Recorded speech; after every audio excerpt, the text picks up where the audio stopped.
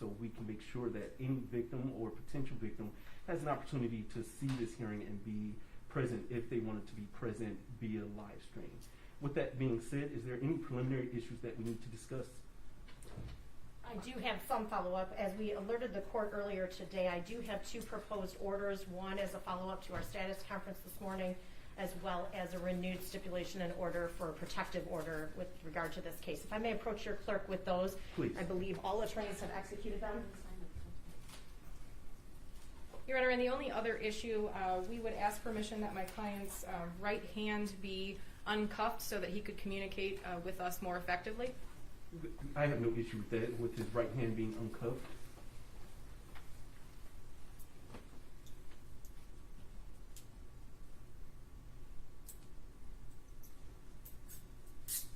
Thank you, Your Honor. You're welcome. Your Honor, another request or inquiry I have is when we are questioning witnesses, are we permitted to remove our masks? Yes, so Yeah. only people that will be allowed to remove their mask while in court today will be the attorney that's actually questioning the witness, as well as the witness, so all answers could be accurately recorded. Understood. Thank you, Your Honor. We just have a couple of other matters to present to the court that relate to the hearing itself. We have had an opportunity to discuss this matter between the parties. We anticipate a total of 3 witnesses this afternoon at this hearing. We also have discussed that this placement review hearing is a miscellaneous proceeding under MRE 1101B3, and as such that the rules of evidence do not apply. We have created an exhibit list and an exhibit binder. The court should be in receipt of that. It contains 18 exhibits on behalf of the people, 1 exhibit on behalf of the defense. You'll note that the people's exhibits are numbered and the defense exhibit is defendant exhibit A. The parties have discussed these exhibits and agreed that they truly should only be viewed in camera by the court at this time. Some of these exhibits do contain sensitive information. Some of that is sensitive particular to the defendant himself. Other information is sensitive for other juveniles. Most of the exhibits are in written form. The court will note that when you have the opportunity to review them. But there are 3 videos that the court is being asked to review before making a decision.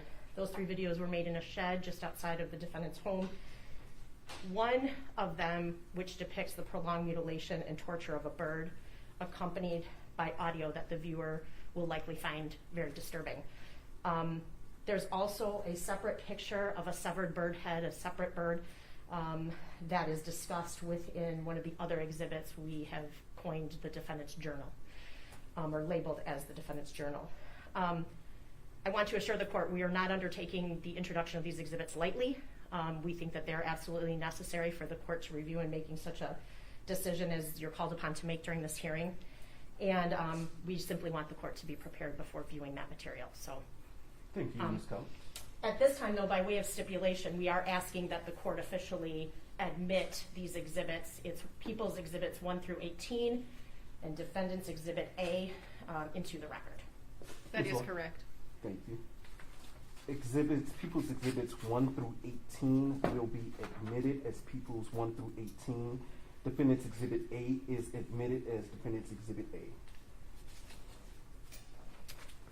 Are there any other preliminary issues?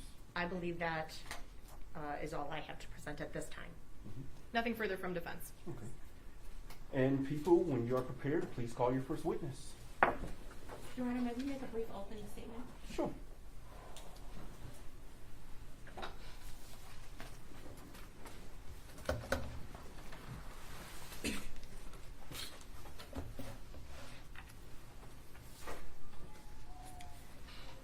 This matter is before the court today to fulfill the requirements as set forth in a newly enacted statute, that being the Juvenile Justice and Delinquency Prevention Act, which makes federal funding available for states regarding the detention and confinement of certain juveniles.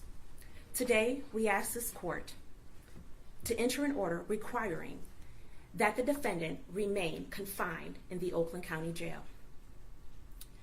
When a juvenile is charged as an adult, MCR 6.909 subsection B subsection 2 allows that juvenile to be confined in an adult facility if A, the juvenile's conduct or habits are considered a menace to other juveniles, or B, if the juvenile cannot otherwise be detained safely in a juvenile detention facility.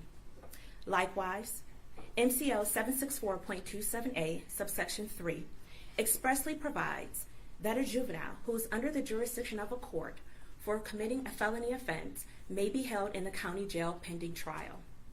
As the court noted earlier, neither the court rule nor the statute at issue today. Accordingly, we look to the Juvenile Justice and Delinquency Prevention Act, specifically 34-111-33, which allows for housing of juveniles in adult facilities if, after a hearing and in writing, the court finds that such placement is, quote, in the interest of justice, end quote. The statute further outlines the factors for which this court must consider in determining what interest of justice factors should be considered in regarding the placement.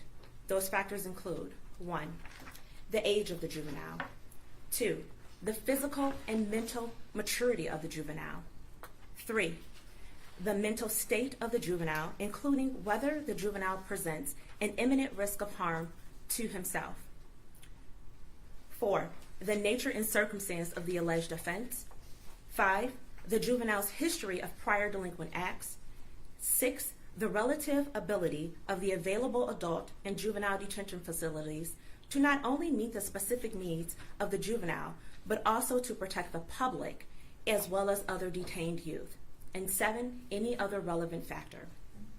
I will address a few of these factors very briefly. Regarding the defendant's age and mental maturity, the evidence will show that despite the defendant's biological age, he discussed topics and interests well beyond that of an average 15-year-old. In a text thread with his friend and in his journal, he outlined a plan to stalk, rape, torture, and ultimately kill a female classmate. He expressed delight in torturing a family of baby birds, and he wrote about the joy he received in listening to them squeal as he killed them. He spoke of his admiration for Adolf Hitler and Jeffrey Dahmer, specifically stating, when you die, you need to be remembered for a long time, doing something that will make people think of you until time ends. The evidence will show that the defendant had a very specific and detailed agenda leading up to November 30th. In his journal, he described the type of gun he needed, who his first victim would be, and ultimately he expressed that he would surrender so that he could witness the pain and suffering that he caused. This shows a sophistication beyond that of an average 15-year-old. The defendant's journal has been admitted for an in-camera review, as we believe the entire content must be considered when determining what is in the interest of justice. The court must also consider the nature and circumstance of the alleged offense. This court is well aware of the horrific event that happened on November 30th. However, now the court has an opportunity to review and see just how calculated and methodic this defendant was. The people, again, have admitted for an in-camera review a video that was retrieved from the defendant's phone the night before the shooting. In the video, the defendant identifies himself as the next school shooter. And in an unfathomable way, he attempts to justify his future actions. To place this defendant with other at-risk juveniles who are presumably the same age as his victims would be contrary to the rehabilitation of those at Children's Village and pose a potential risk of harm to their safety. Another factor that the court must consider is the prior delinquent acts of this juvenile.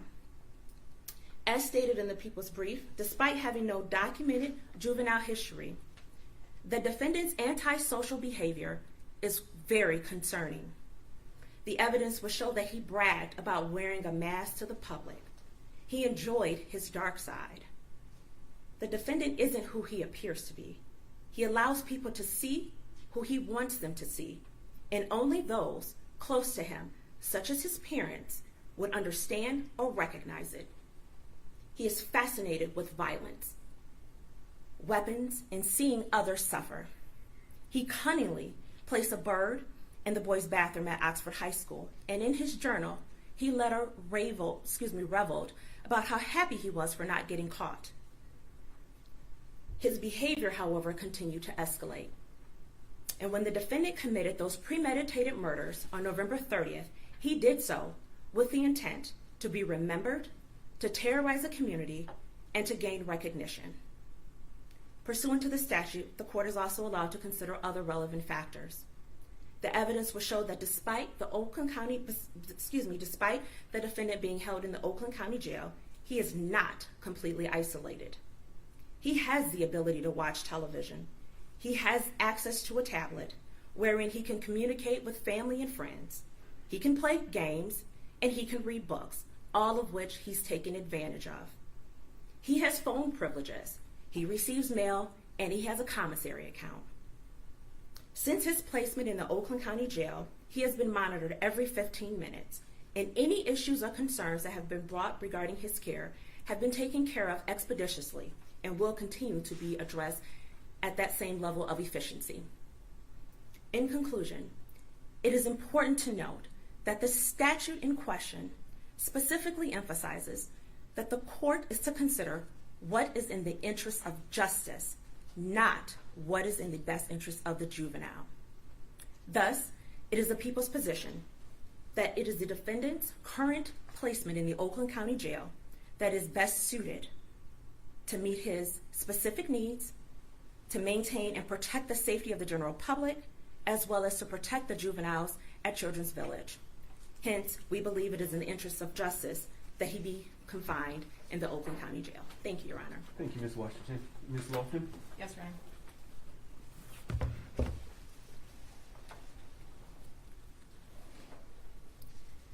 Your Honor, defense completely understands the serious nature of the charges that Mr. Crumbley has been charged with. But the statutes that were quoted and the JJDPA that sets out the guidelines for this hearing tell the court to look at other things, not just specifically the charges and the events of that day. Ms. Hopp, myself, and Ms. McKelvey have had the pleasure of meeting Mr. Crumbley at least 12 times. The prosecutor is arguing from a place of what they see in black and white, what they see on his phone. All of these events obviously transpired prior to my client being charged. I think it's going to be very important for the court to look at what's happened since he has been charged. And that's the questions that we will be asking of the witnesses today. Because the factors that are laid out for the court to consider, as I stated, only one part of those factors are the allegations and the events surrounding the charges. There are a number of other things that the court must look at. I believe that the evidence will show that in the time leading up to these events that my client was hallucinating, that he was seeing things, he was hearing voices, he was not sleeping, he was extremely anxious, he was not eating properly, and that he had asked his parents to see a therapist. And at the time of this event, my client was not in any sort of therapy. As to the isolation, Your Honor, we will be arguing that the appropriate placement for Mr. Crumbley is at the Children's Village. He is being housed currently in the clinic facility in the Oakland County Jail. It is essentially a cement cell with a glass door, and because the rule is that he has to be out of sight and sound from adults, he has very little interaction with anyone.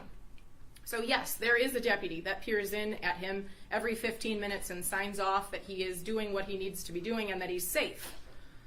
But our testimony will be that this extreme isolation is actually not beneficial whatsoever and actually harms Mr. Crumbley.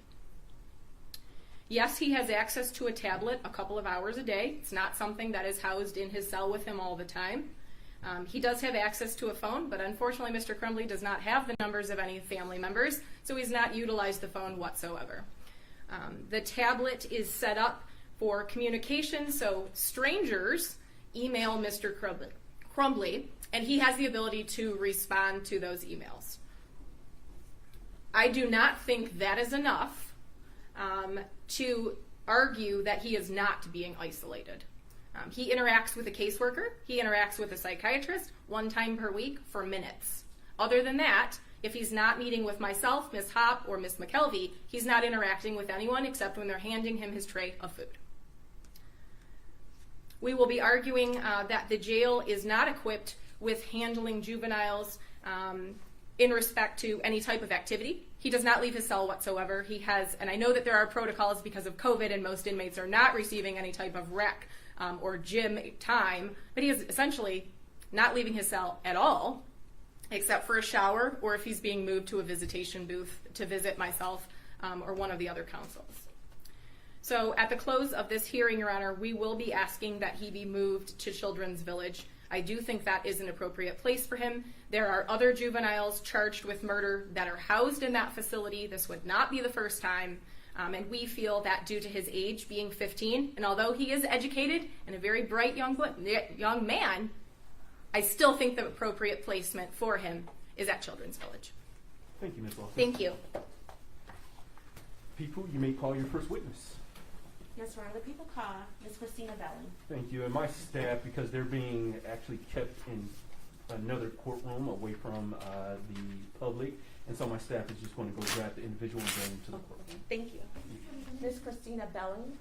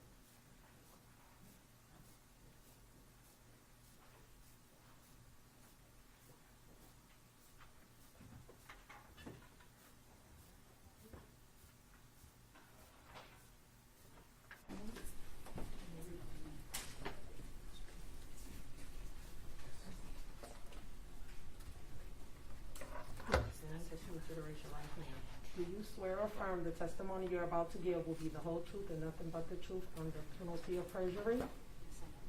Thank you. And ma'am, if you could just keep your voice up for me, please have a seat. And ma'am, you may remove your mask if you're comfortable. People, your witness. Thank you, Your Honor.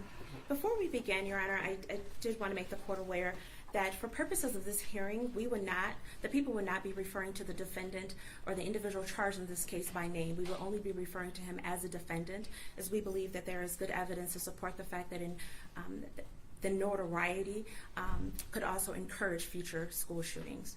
Understood. So noted. Thank you. Thank you, Your Honor. Ma'am, please state and spell your last name. Belling, B-E-L-L-I-G. And your first name? Christina. And are you currently employed? Yes. Where are you employed? Oakland County Sheriff's Office. And in what capacity are you employed at the Sheriff's Department? I'm a caseworker, inmate caseworker.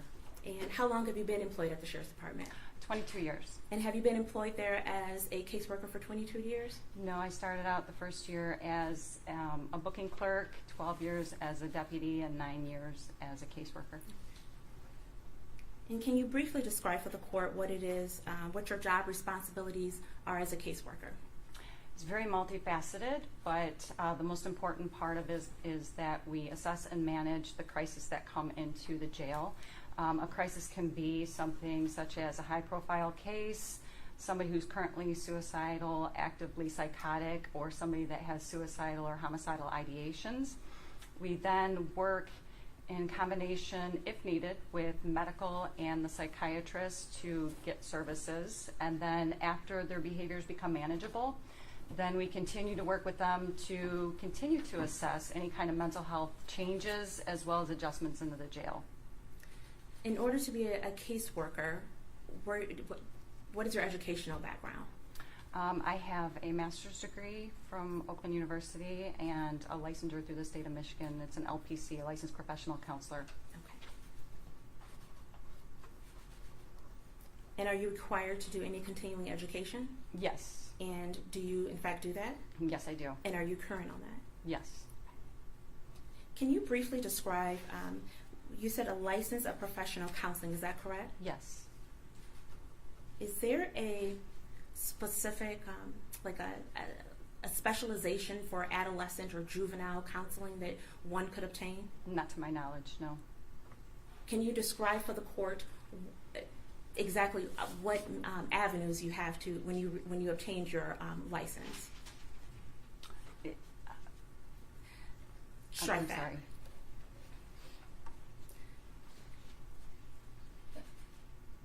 In regards to your specific title as a licensed professional counselor, are you in the community or are you in the school? I'm in the community. And what is the difference between the two?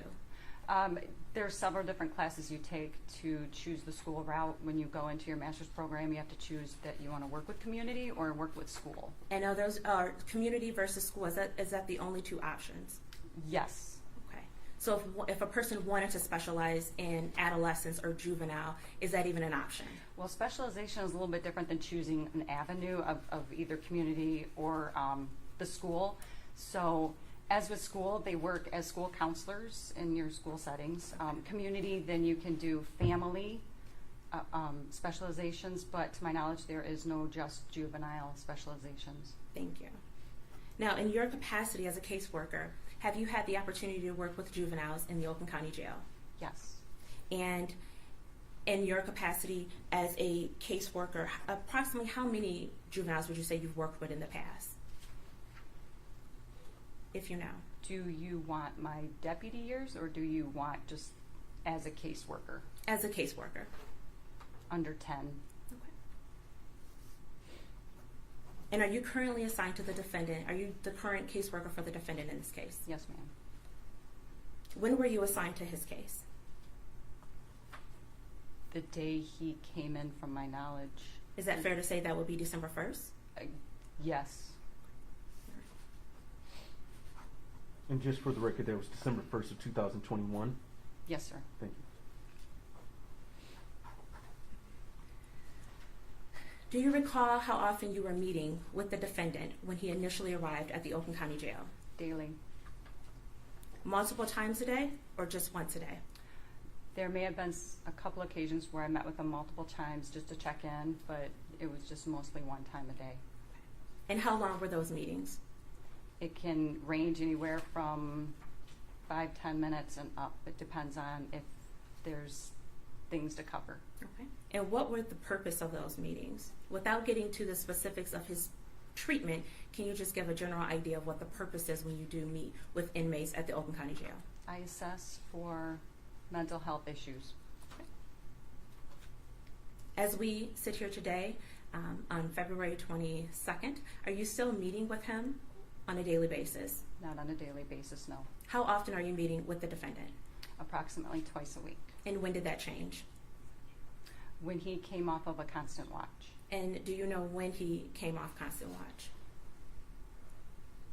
Maybe a month ago.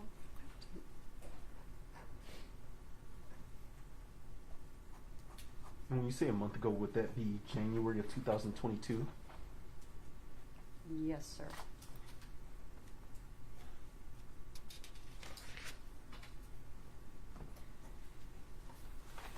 If the defendant needed access to medical treatment for any reason whatsoever, would that treatment be available to him? Yes. Where exactly were you meeting with the defendant? In front of his cell door. And where's his cell door located? In the clinic. And approximately how many other people are located within that clinic area? Changes daily, but there's always a deputy that assists me for safety and security purposes. Okay.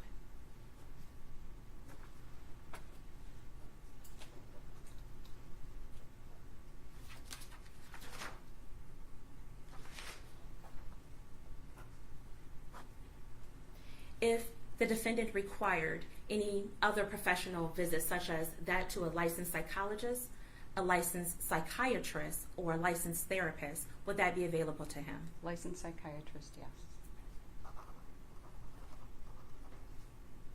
And to the best of your knowledge, would that, if it was deemed necessary, would that be in person or by some other means? If currently with COVID, when any inmate in the jail is given access to the psychiatrist, it is done over video at this time.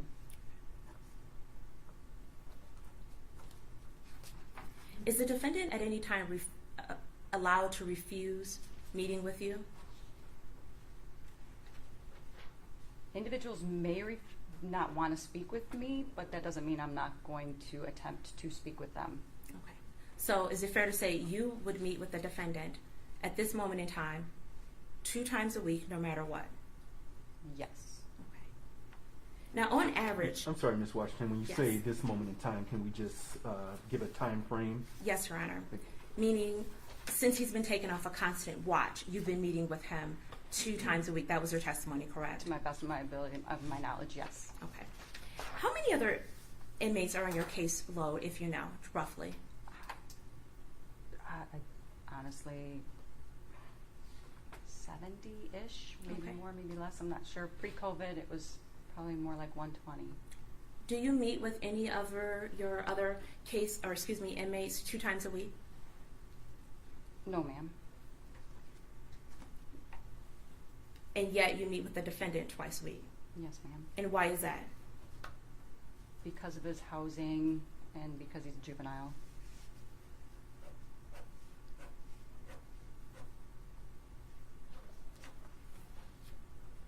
One moment, Your Honor. Thank you.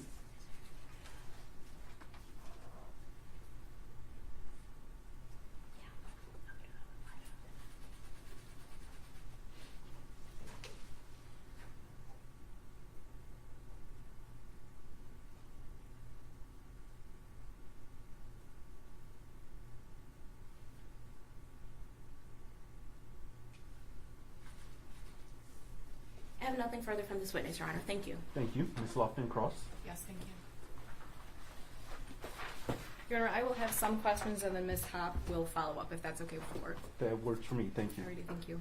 Ma'am, if I ask you something that you don't understand, just let me know and I'll try to ask it a different way, okay? Okay. Alrighty. So you've stated that you have been in your position as a caseworker for 9 years at the Oakland County Jail. Is that correct? Yes, ma'am.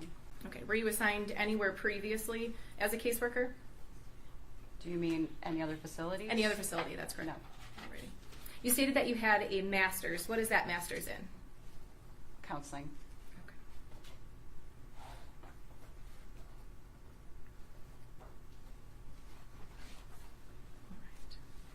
Alright. And you stated that you believe in your 9 years of acting as a caseworker, you've had 10 juveniles assigned to you. Is that correct? Yes, approximately. Okay.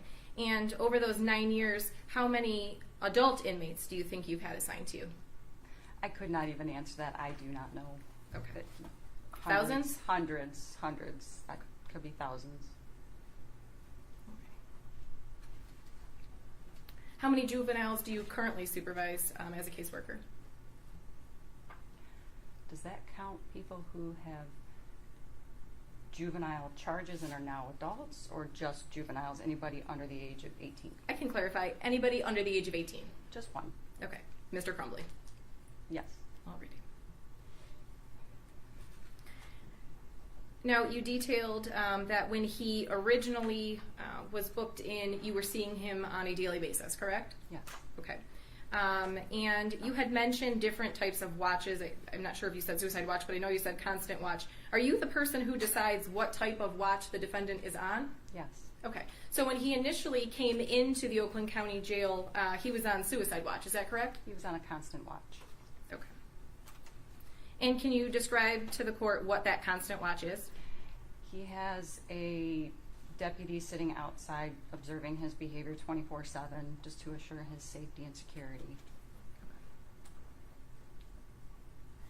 And because of the constant watch, there are certain things he can and cannot have in his cell. Is that correct? Yes. Okay. So currently my client still has suicide blankets. Is that correct? Yes. Okay. But your testimony is that he is no longer on constant watch. Is that correct? That is correct. The issuance of blankets is not within my jurisdiction. Okay. And your testimony was that you are currently seeing my client 2 times a week. Is that what you said? Yes. Okay. My client recalls that he sees you on Mondays of each week.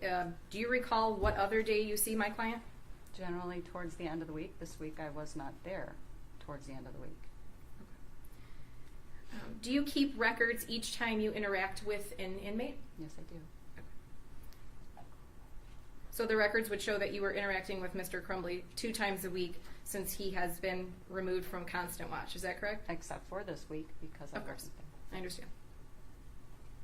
There are also other caseworkers, if I'm not around, like when we have extended weekends, who will fill in.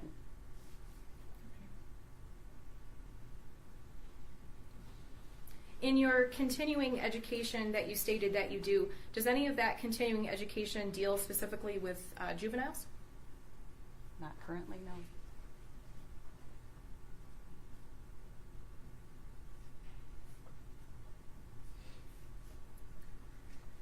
And are you responsible for deciding when my client gets access to the tablet or how long he gets access to the tablet, or is that somebody else's decision making? Somebody else's.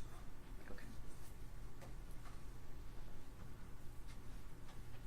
Currently, are you aware if the jail has any ability to have Mr. Crumbley exit his cell for any type of physical activity? That is not to my knowledge.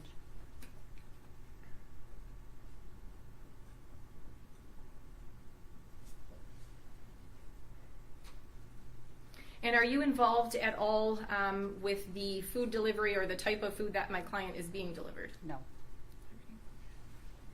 I have no further questions, but I know Ms. Hopp may have some. Thank you. Ms. Hott.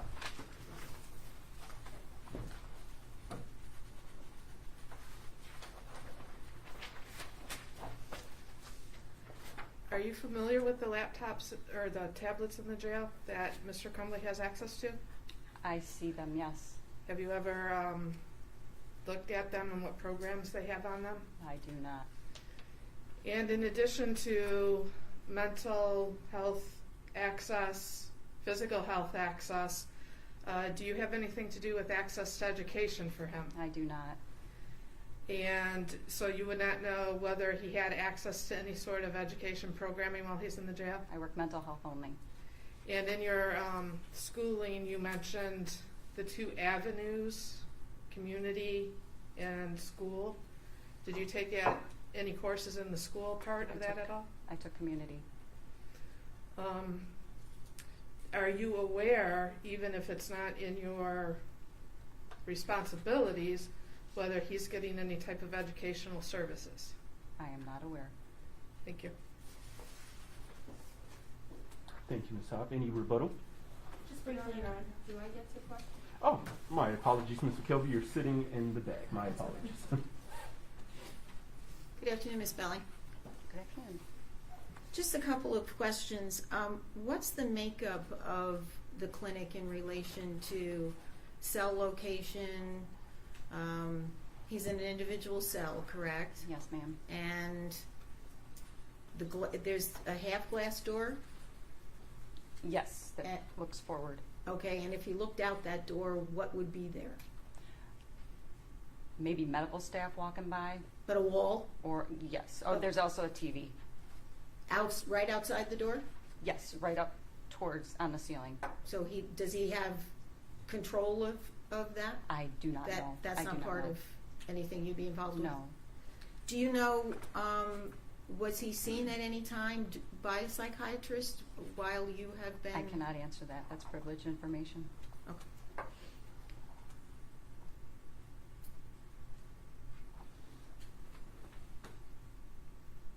And generally speaking, if he had any interaction with anyone else, it might be the deputy that's there. You said there's one there, just manning the clinic? That's on a constant watch. Or just in the clinic? Is there a deputy that stays there at all times, like at the desk, or? He is assessed, or he is seen every 15 minutes on clock rounds from deputies. Okay. But generally speaking, how many remain there at any given time? If he wanted to talk to somebody, would there, you know, and you were not available, or it wasn't your day, or he didn't need to technically see you, would there be somebody, a deputy at the desk there or something, that he could ask for something? He would have to wait until somebody comes through, or one of the medical staff. There's not somebody sitting outside. He's not on a constant watch, Right. so there's not somebody. But I didn't, in proximity, is there usually a deputy that mans the clinic, or is, Yes. okay, so there's that, and then just the medical staff that are there? Yes. Do you know how many people are part of the medical staff? I do And not you may know. not know. Okay, thank you. Thank you, Ms. McKelvey. Rebuttal? Just very briefly, Your Honor. You testified that you were the individual responsible for taking the defendant off of suicide watch. Is that correct? That is correct. What factors went into making that determination? I can't provide you with that information because that's privileged information. What factors, you've had other individuals, other inmates on suicide watch, correct? That is correct. And in a general sense, what factors do you consider when making that determination to take them off of suicide watch? And again, I can't provide you with that information because it is privileged. How long was the defendant on suicide watch? That I am unsure of. And in regards to his education, have you provided the defendant with any books, like reading material? Yes, I have. And what books have those been? Harry Potter, mostly. And to the best of your knowledge, has he read those books? To my knowledge, yes. And if the defendant needed to speak with someone, how needed to speak with you specifically? Would he be able to contact you? In other words, I believe your testimony earlier was that you generally meet with him on Mondays, but say it's a Wednesday. How would he contact you, or how would he be able to reach you if he needed to see you? He tells a deputy, and the deputy either calls me, and if it's after hours, he leaves a message, and I see him the following day. And is that for all inmates or specifically for this defendant?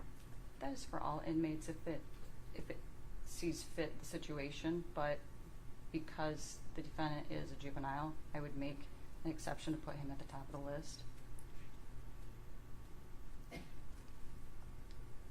And you've been to the defendant's cell, correct? Where you Yes. meet him? Are you familiar with a button inside of his cell? A button that allows him to reach... I've never been inside the cell. I don't know what like where the buttons are. I've stepped in the doorway, but I don't know where there's Do a you button. meet with him inside the clinic, correct? Yes. And you meet with him in the doorway of his cell, correct? Yes. Okay. And it's your testimony you've never seen the button? I'm not familiar with a button, is what I'm saying, is I've never Okay. paid that close attention. My focus is on the person I'm working with, not on a button. Are you aware, have you been in other cells inside of the clinic? Yes. And have you seen a button inside of the other cells inside of the clinic? I can't say I've ever noticed any buttons because I've never paid that close attention. When I'm dealing with somebody in the clinic, it's usually a crisis situation and I'm focused on that person. One moment.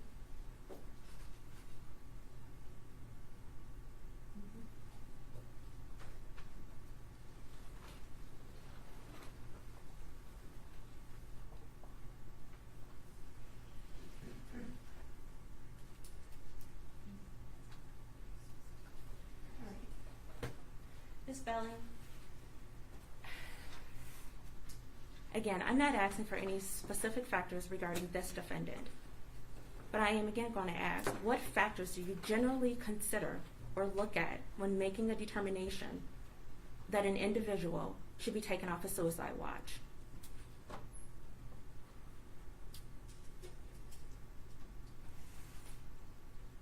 And for me, answering that verifies information that I am unable to provide you. So, I mean, if we need a recess, so I can... One moment, I'll interject here. So I believe the question in general, are you considering a person's age? Are you considering their education? Are you considering their psychological history at that point? in general, not anything specific about this defendant or any individual that you may be evaluating, but in general, when you're considering whether or not to take a person off suicide watch, what are you looking at? Are you looking at their age? Are you looking at their maturity at the time? What are you looking at? But I don't want to know the specifics about Mr. Crumbley. Just in general, what factors are you looking at? And again, it takes. I am not the only one when making this decision. I collaborate with other people in making this decision. Okay. And I'm trying to be protective of information. So I'm not alone in making this decision, if that makes sense to you. That makes sense, Mrs. Belling. Let me ask you this. Would you take an individual off a suicide watch if you had concerns about their safety? No. When you took the defendant off a suicide watch, is it fair to say you didn't have any concerns about his safety at that time? Correct. Thank you. Thank you, Ms. Washington. I did have a couple of follow-up questions. I understand that he's not on a constant watch or suicide watch right now. What type of watch is he on, if any? He's currently on a behavior watch. Can you tell me what that means? He is on a behavior watch as told that he would stay on by my command staff, that he would not come off of it. So if anybody is on a behavior watch, I automatically meet with them 1 time a week. And anything over that is just me catching up with people. Now, when you say behavioral watch, can you describe to me what that means in general? What is a behavioral watch, and why would an individual be placed on a behavioral watch? Behavior watch is usually a step down from being on a suicide watch. After they are cleared from being on suicide watch, they step down into a behavior watch, and we just further assess for any kind of behavioral changes at that time. Okay, so you're continuing, as you mentioned earlier, to meet with him 2 times per week to assess continued behavior issues or lack thereof? Yes, sir. Okay, thank you.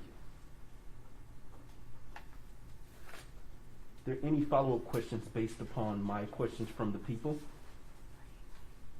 No, Your Honor. Thank you. Anything further, Ms. Lofton, based upon my questions? I do have a question. Ma'am, in your meetings with Mr. Crumbley, would you agree with me they're less than 5 minutes? No, sometimes we meet longer. Okay. And again, the meetings occur while you stand at his door, correct? That is correct. No further questions. Okay, thank you. Anything else from this witness? Nothing from the people, Your Honor. Nothing from defense, thank you. Thank you. May this witness be excused. Yes, Your Honor. No objection. Thank you, ma'am. You are all set. You are excused. Please don't talk about your testimony with anyone outside, okay? People, you may call your next witness. Your Honor, the people next call Heather Calcatera to the stand. Okay, thank you. My staff will retrieve her. Could you spell the last name for me, please? Certainly. Calcata as in Tom, ERRA. Thank you.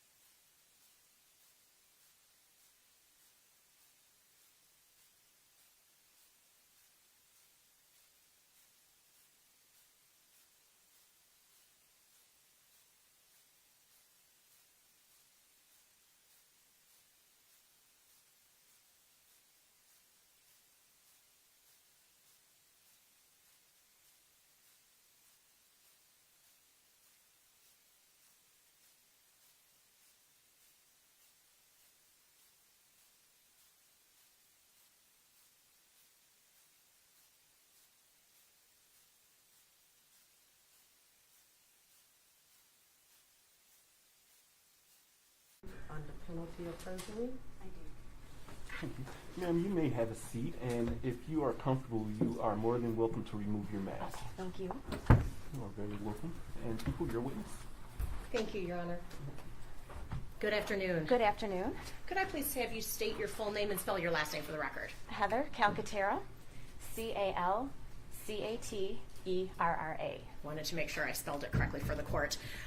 Could you tell me where you are employed? Oakland County Children's Village. And in what capacity? What's your job title? I am the manager Okay. And how long have you been with Children's Village? since 2013. Okay. And did you start off as a manager, or did you work to that position? I started as an administrator. Okay. And as a manager, what are your duties there at Children's Village? Generally, I oversee the day-to-day operations of the campus.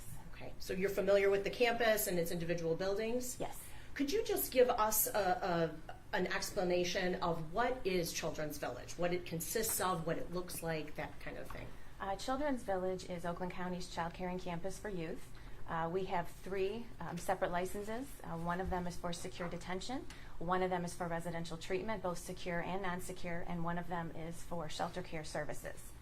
And you've mentioned a campus. So are all of these separate programs, I'll call them, hopefully I'm calling them the right word, but are all of these separate programs within the same general vicinity? The buildings are not all connected, but there are multiple buildings on a large campus. And are any of the buildings connected to each other? Our secure treatment program is connected by a hallway to our detention center. Okay. And what is the difference between a secure placement program versus the detention center? The youth in our secure treatment program are there for treatment. So it's a residential treatment program, meaning they will live there until they finish accomplishing various treatment goals. Detention is where youth stay when they are detained, awaiting court action or placement. So if I understand you correctly, a secure treatment portion of the facility is for those who have already been, I'll use the word sentenced, or those who have already been sentenced to serve in that treatment program. Correct. Would a person who is simply being held at Children's Village prior to a trial, let's say, would they ever be a participant in the secure treatment area of the building? Only if the court ordered that action. Okay. And when you talk about secure treatment, what types of treatment programs are you talking about? Our young people in treatment participate in family therapy, group therapy. We use an evidence-based journaling system. Okay. So let's talk about the secure detention area and what that consists of. Who is housed at the secure detention area? Young people who are detained awaiting court action. Okay. How many people does it hold? 60 is our capacity. Okay. I'm sorry, was that 16 or 60? 60. Thank you. And what are the age ranges of those individuals who are or can be in secure detention? Typically 11 to 17. Okay. Can it be older? Yes. Can it be younger? Yes. Okay. The other areas of the campus, fair to say that those areas can, and specifically the shelter care, children even younger than 10, 9, 8, can they be housed in the shelter area? Shelter care is birth to 17. Okay. What types of individuals can be housed in the secure detention facility? When I say what types of individuals, I guess that was a poor question. Presumably, and correct me if I'm wrong, those people in secure detention have been accused of committing a crime. Correct. What types of crimes are, I guess, encompassed in that secure detention facility? All crimes. It could be anything from a drug offense to joyriding to retail fraud to assault, all crimes. Okay. So fair to say it could be something that is absolutely nonviolent and is purely, I'll say, delinquent up to the most violent crime. Correct. Okay. How many do you currently have in secure detention, if you know? 38. Okay. How many do you currently have housed in the Children's Village secure detention that are there on a charge of murder? None.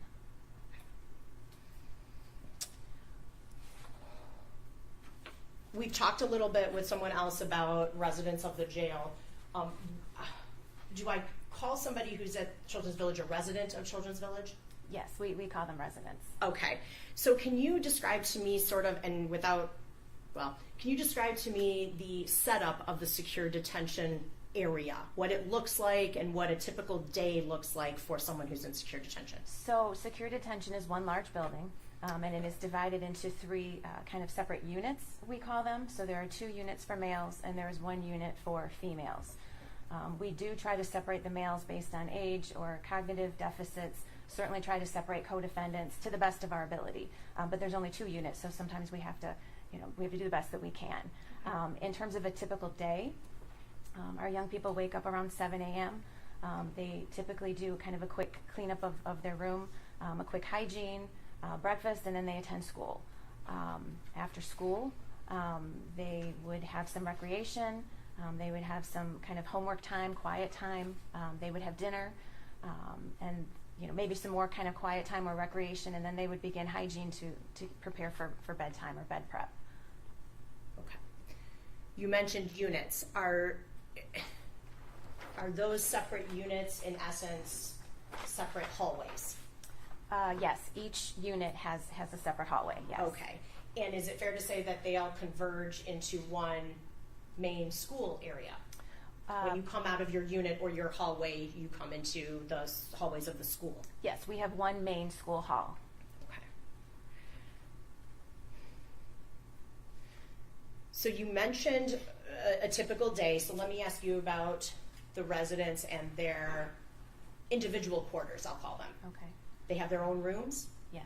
so they don't have a bunkmate, right? No. They have their own individual room. Correct. Does that room have a door? Yes. Does it have a window in the door? I believe all rooms, yes, have a window. Yes. Okay. Does it have a glass wall, though? No. Okay, it's just a window in the door. Yes. Does the room have any, do I have a dresser in there? Do I have, a toilet in there? What do I have in that room? Most rooms consist of just a cement slab with a mattress that is brought in during sleeping hours. We do have some rooms that have toilets built in. If a young person were to have to stay in their room, then we would try to put them in that type of a room. That's kind of an observation room as well. Okay. Now, you mentioned typically what time are they in their individual rooms on any given day? Give or take, probably about 8:30 p.m. until 7 a.m. Okay. Otherwise, if I understood you correctly, they spend their time in classrooms, Correct? in having meals. Is that in a cafeteria type location? Yes. Yes, we have a cafeteria. You mentioned rec time. I'm assuming that's like recreation time. Yes. Under different weather circumstances, do they go outside? Yes, we have a secure fenced-in courtyard. Okay. We also have 2 gymnasiums indoors. And do you have a meeting room or a day room, if you will? Yes, a day room where the kids would assemble to maybe play board games, cards, watch television. Okay. Now, the secure detention specifically, well, I guess let me ask you, Children's Village in general, is it meant to be a permanent location or is it meant to be temporary? Temporary. Okay. People in secure detention, do I understand correctly that those persons are usually individuals who are awaiting some type of more permanent placement, whether it's to go home or to go into the treatment area of the building? That is correct. Okay.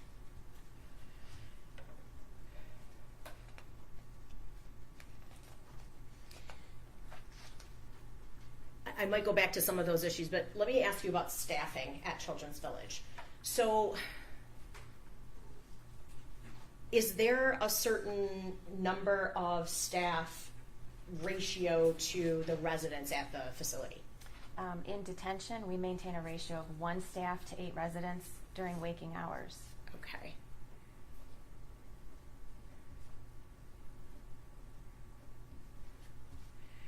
So do I understand correctly that for every 1 staff member, there could be up to 8 people that individual is monitoring? Correct. Are the staff members assigned based on gender? Does that make sense? Like are male staff members the ones supervising males and female staff members are supervising female? Not exclusively, no. We do cross-gender staffing. Okay.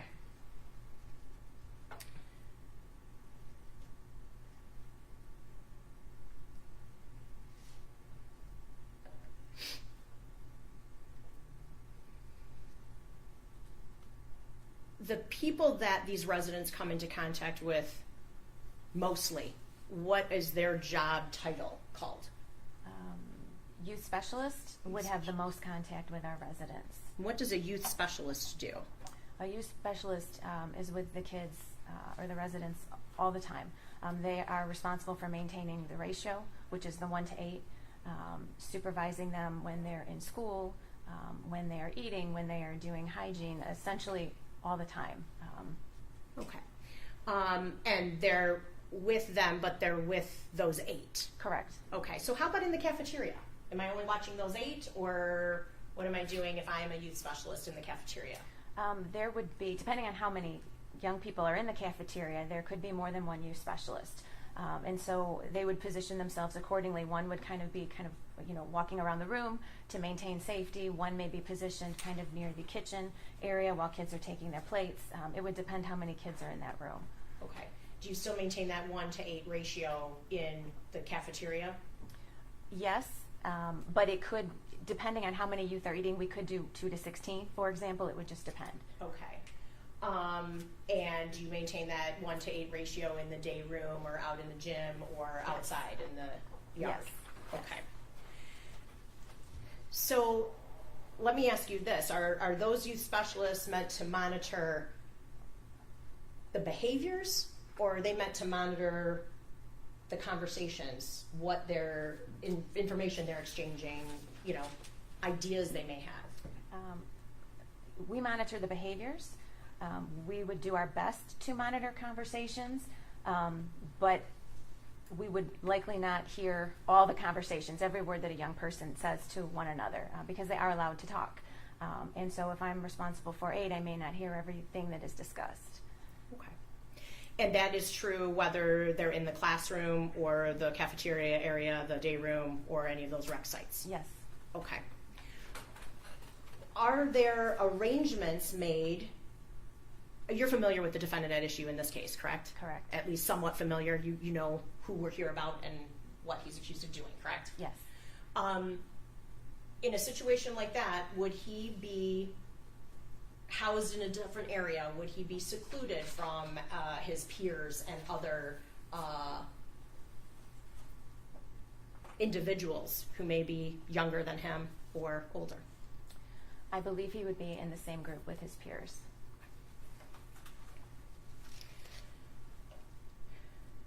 What qualifications does a youth specialist have to have before they become a youth specialist?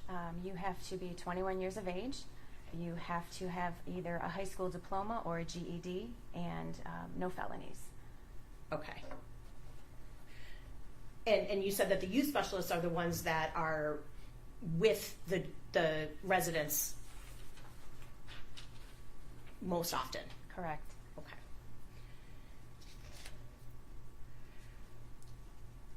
What about behavioral issues? So if I'm monitoring 8 individuals and one gets out of hand, what happens to the other 7 while I'm trying to monitor the one that is out of hand?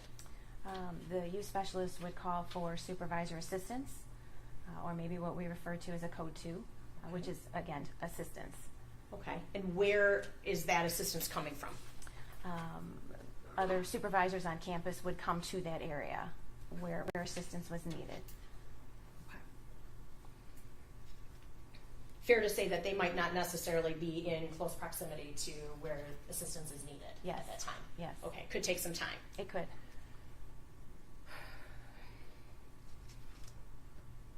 Is anybody in Children's Village required to have any law enforcement training? No. Is anybody at Children's Village, specifically in secure detention, armed No. at any time? No.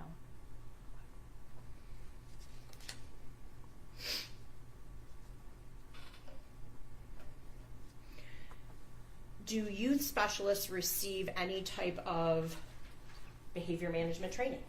Yes. And is that in-house? Yes, we do Okay. our own training. Okay.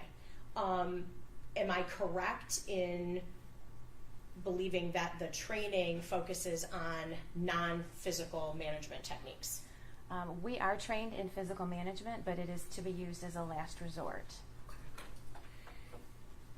have there been situations where at Children's Village, and I'm talking now about secure detention, where something has happened that is beyond the capability of the employees at Children's Village? Meaning we needed to call law enforcement? Yes. Yes. Okay. And when you have to call law enforcement, Children's Village campus is on the Oakland County campus, correct? Correct. So the assistance that you seek is law enforcement from the Oakland County Sheriff's Office? Yes. Are those the same individuals that are employed at the Oakland County Jail? I believe so. Okay.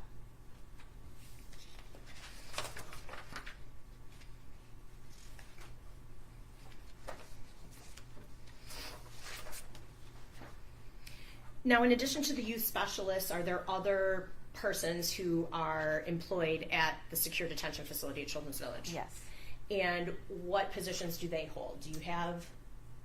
We have case coordinators who are essentially case managers. We have clinicians who are licensed professionals either within social work, psychology, or counseling. We have supervisors, and we have teachers provided to us through the Waterford school district. Okay. So the case coordinators, do I understand correctly? Case coordinators are the ones who manage the cases. They'll meet with the resident. They will create court reports. They will update the court on progress or lack of progress, things of that nature. Yes. Okay. Clinicians, you said that there are licensed clinicians. Do you have a psychiatrist on staff? We have a relationship with a consulting psychiatrist. Okay. And what does that mean? That person will come in when called, or does that person come in on a regular basis? He is scheduled to come on campus 2 days per week. Okay. Partial days.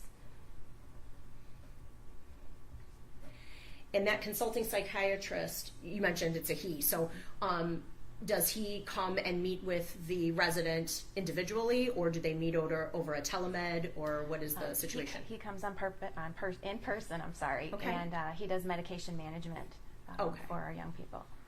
So is the psychiatrist called in only if the person is in need of medication? Not a medical regime? Generally, for yes. residents? Okay. Do you have other clinicians who are on staff? Other than in detention? In secure detention? Yes, we have our own clinicians. Okay, how many? In detention, there is one. And what is the background of that person? Does that person, are they licensed in counseling? Are they a psychologist? What? She is licensed. I believe she's a professional counselor. Okay.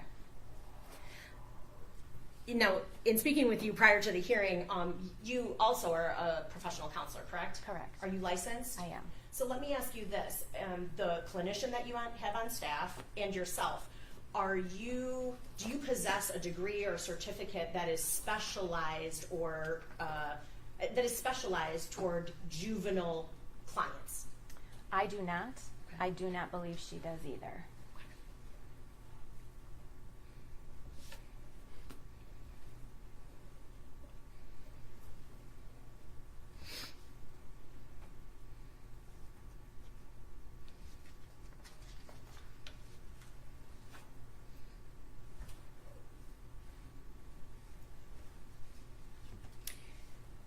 Does every resident see that clinician on a regular basis? No.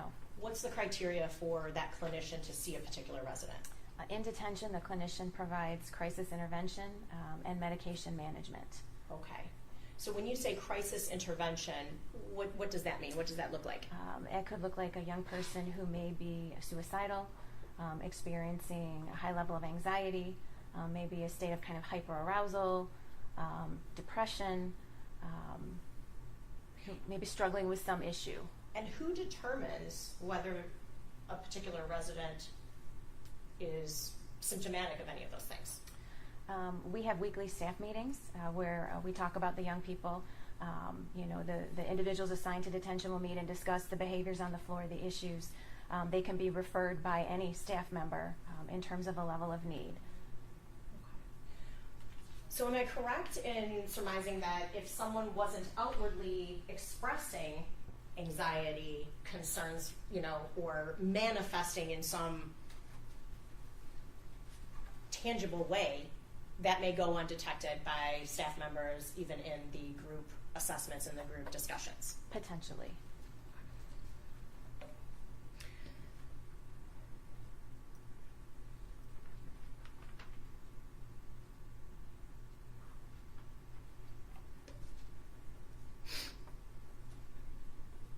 I'd like to talk to you about staffing and staffing issues, if any, during the pandemic and beyond.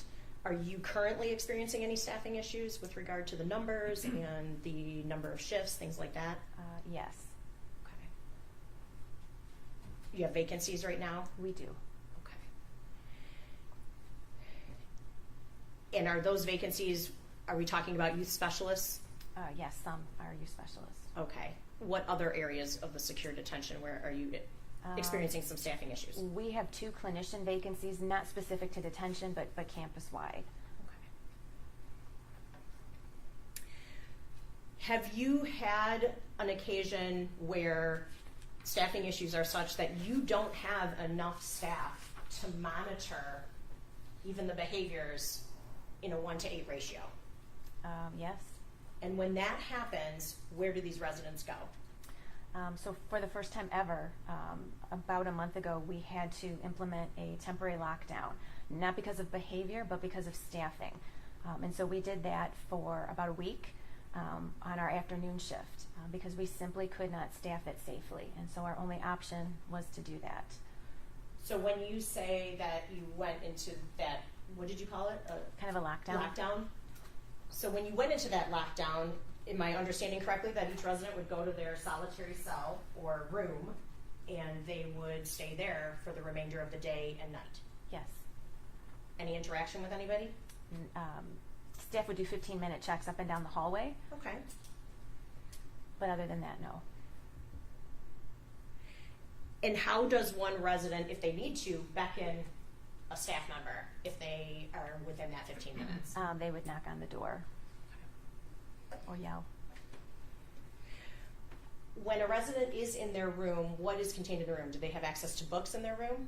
Typically, 2 books or 2 items, reading material type items, could be in their room. And how is that provided? We have a library on campus where parents, guardians are able to send items, although not now because we have had no visitation due to COVID. Okay. Do the residents have access when they're in their rooms to a television? They do not. How about a tablet? No. Can they watch movies? In their rooms, no. Can they play any type of video games? No.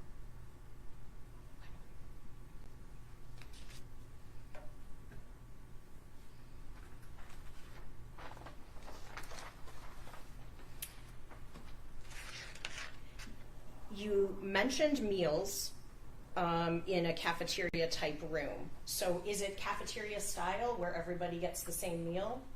Yes.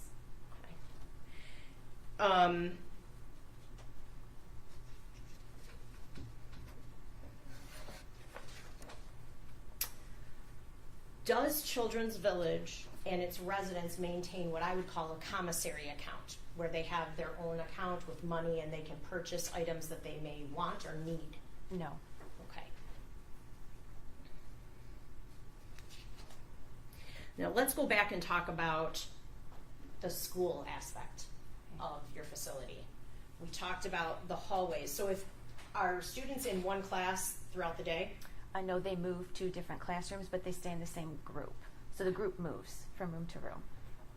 Do I understand correctly that when they move from one room to the other, they would be with their youth specialist? Yes. During class time, where are the youth specialists that are monitoring those children? There are several youth specialists in the hallway right outside each classroom. Are the classrooms divided by units, or how are they divided? Yes.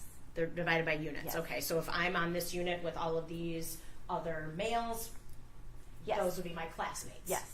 Okay.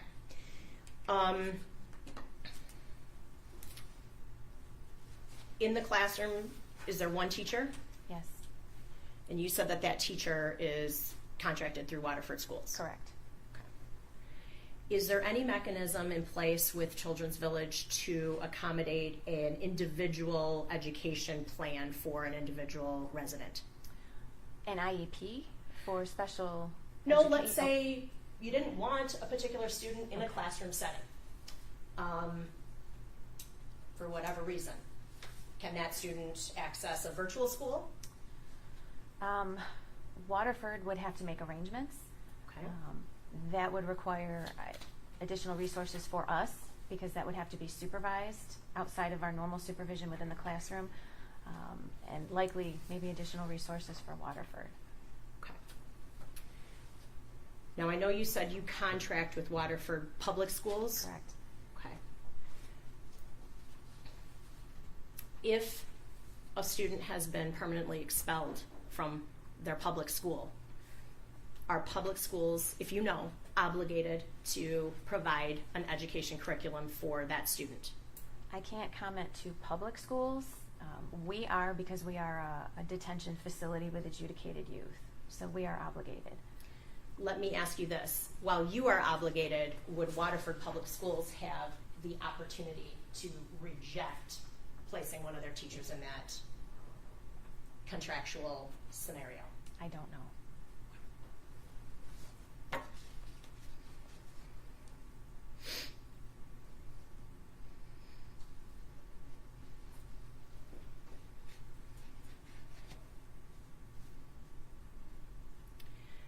Does Children's Village train, are you familiar with a training called ALICE training? I know what it is, yes. Are there such trainings, ALICE trainings, at Children's Village? We do not provide them for our Children's Village employees. The teachers receive ALICE training through Waterford schools. Okay. The residents do not participate in that. And Ms. Collins, just for the record, Certainly. could you describe what Alice Schools is, or have your witness describe what that is? Could you explain what ALICE training is? I believe it is training in case of an emergency in a school, such as a shooting. Okay. Thank you.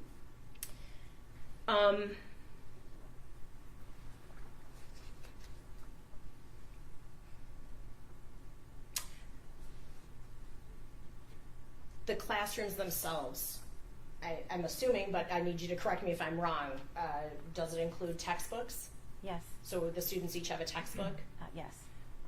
Are there the normal accoutrements in a classroom setting? Pencils or pens and textbooks and things that you would need in order to conduct class and participate in class? Yes, with modifications. So textbooks, yes. Workbooks, yes. Pencils are checked out and then checked back in so we can keep an inventory. The metal is removed from the top of pencils. We don't use, for example, regular staplers. They are stapleless staplers, so they kind of put a crease in the paper. But as far as posters on walls and you know, things like that, they appear to be like regular classrooms, yes. Okay, and I'm not trying to be sarcastic or smart, but pencils are still sharp, correct? They could, with or without the metal, they can be used as weapons if one was so inclined. Would you agree with that? Correct. The stapleless staplers, if I said that right, Right. they still have some heft to them, correct? I mean, they're an object that could be used as a weapon if one were so inclined. Yes. And these are all objects that in those ALICE trainings, under normal circumstances, we would tell students to utilize as weapons if it was necessary, right? I think so. Okay.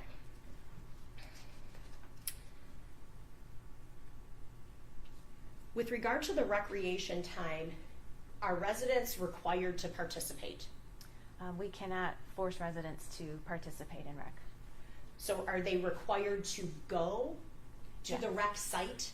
Yes, they have to maintain their ratio with their staff. Okay. So during this recreation time, if I'm in the gym and there's basketballs available to me and there's, you know, some residents that are, you know, shooting baskets, but I could also be off in another area of the gym just having a conversation. Is that fair? Yes, it's kind of sitting off to the side. Okay.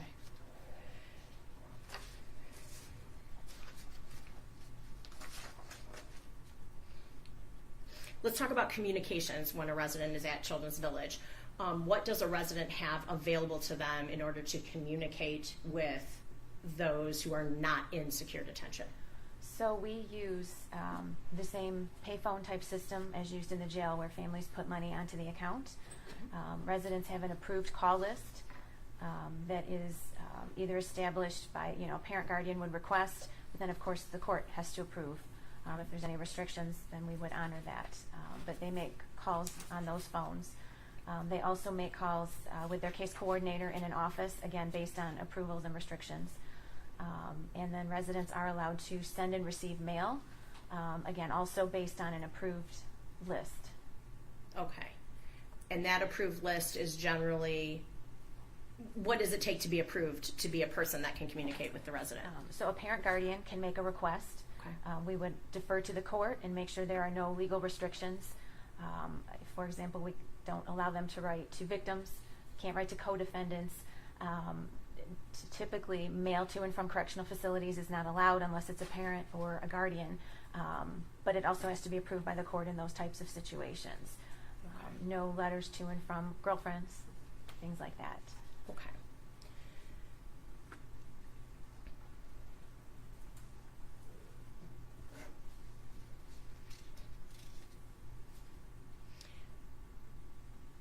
So mental health services, we talked about some of the clinicians that you have one on staff and then you've contracted with a psychiatrist.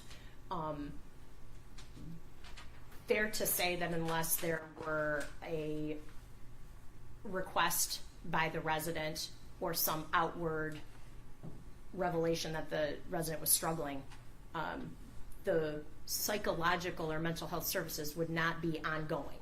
It's not like they meet with them once a week, or does he engage in group therapy or individual therapy, anything like that? There is no group therapy. Okay. We do, everything you said is correct. We do also do a screening at admission just to assess a young person's kind of state of mind as they're coming in. So if they were identified to have any of those issues I mentioned earlier, your suicide or depression or anxiety, we may put them on a safety plan and they would be monitored, but that is not an ongoing necessarily therapeutic relationship. It is not treatment. It is still crisis intervention. Okay.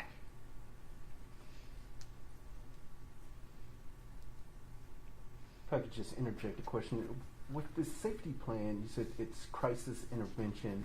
Are the residents still allowed to come and go as they please, pretty much? So would they still be in the cafeteria, still be in their room on an individual basis and just watched a little more?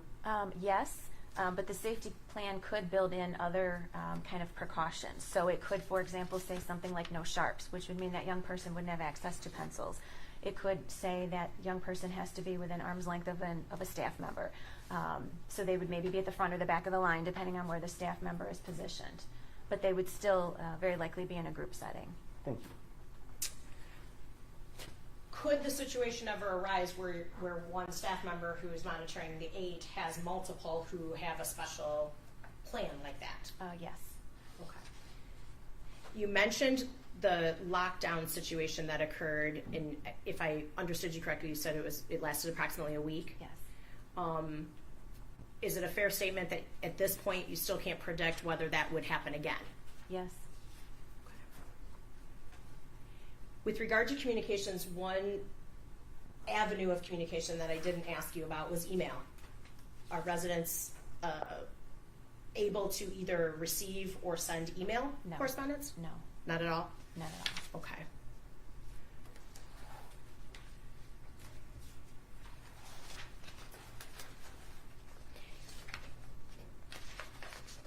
You're familiar, are you not, with why we're here today and the request that's being made? Yes. Have you contemplated any concerns that you have on behalf of Children's Village were that change to be made? Yes. And what are those concerns? I think first and foremost, safety and security for everyone. I think resources in terms of staffing and mental health.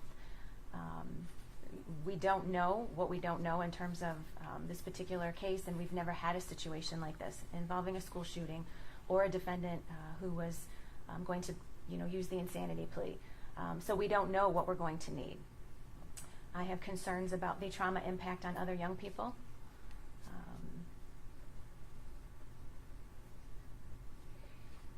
Do you have any concerns about, well, let me ask you about the trauma impact that you're referencing. You have concerns about the trauma impact on other residents. Yes.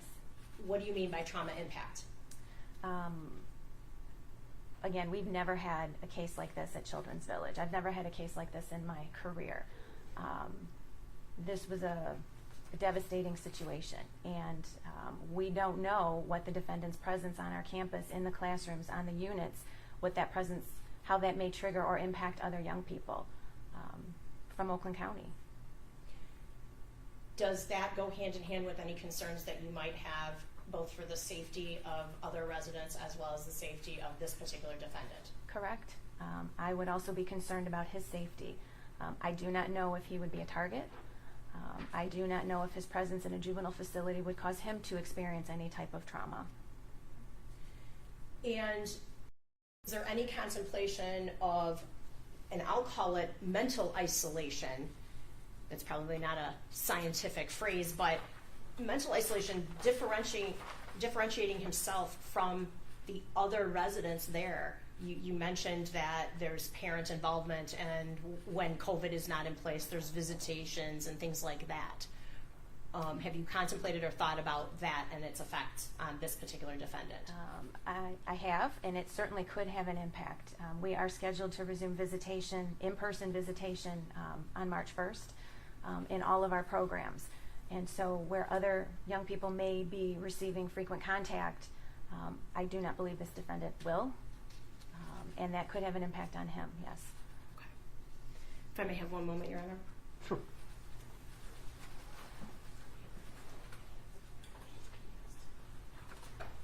Your Honor, I have no further questions at this time. Thank you. Thank you, Ms. Calcatera. Ms. Lofton? Yes, thank you. Hello, ma'am. Hi. If I ask you something that you don't understand, just let me know and I'll try to ask it a different way, okay? Sure. Alrighty. You described Children's Village as a secure detention facility, is that correct? Children's Village is the county's child caring campus for youth. We do have a secure detention area. Okay. And it's called a secure detention area because it is considered secure, correct? Correct. When Mr. Crumbley was actually at Children's Village, did you have any interaction with him? I did not.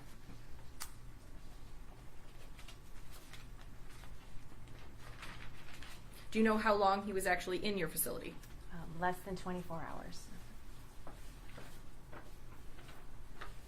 And during those 24 hours, he was placed in either a suicide watch or a constant watch lockdown situation. Is that correct? Yes. Okay. There was no problems with Mr. Crumbley during those 24 or less hours, correct? None that I'm aware of.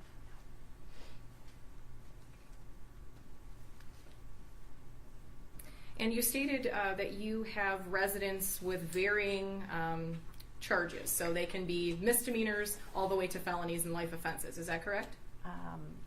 Not life, I guess describe life offenses. Armed robbery, Yes. murder. Correct. I know that you have stated that there is no one currently housed with the charge of murder, but you would agree with me in the past, in the recent past, there have been individuals housed there charged with murder, correct? Yes, correct. And there have been situations where you have housed a juvenile until they reach the age that they can be transferred to the Oakland County Jail, and then they're transferred to the Oakland County Jail. Correct.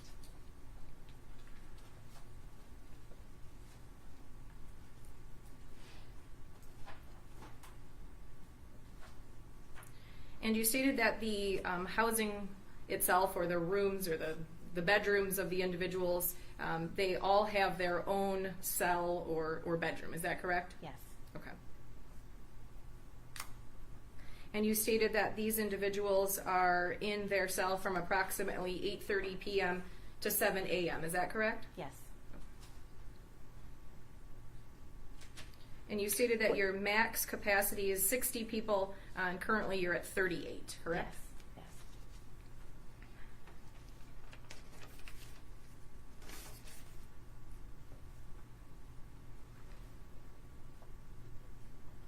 Now, this may seem like a silly question, but the inmates or the residents, I should say, when they are brought to your facility, they're pat down, correct? Yes. Okay.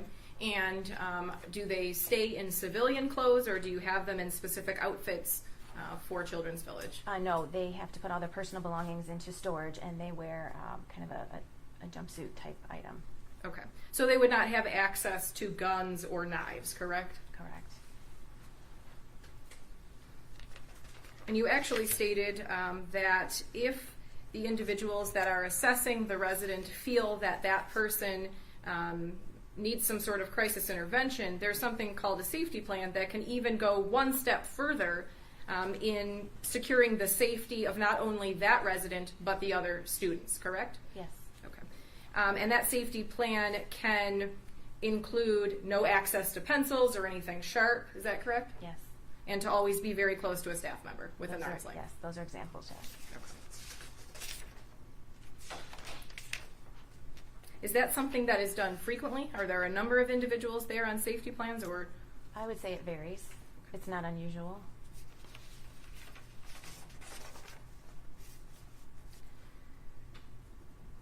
Now, you described clinicians, therapists that come in and out, and even a psychiatrist. So if someone is flagged or is thought to have anxiety, depression, how often or how many times per week are they interacting with either the psychiatrist or some sort of clinician dealing with that specific issue? And that would be determined by the clinician, depending on their initial assessment of the young person. Okay. Can that happen one time per week? Can it happen It more than could. one time per week? It could, both, yes. Okay.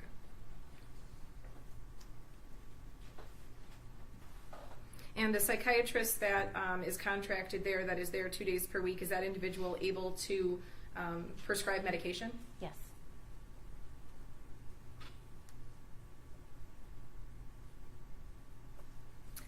I want to talk a little bit about the educational program. Is that program through Waterford Schools a program that actually leads the individual to a GED or a diploma? It could lead to a diploma, yes. We do not provide GED instruction. And as you stated, you are obligated to provide education through your facility, correct? Yes.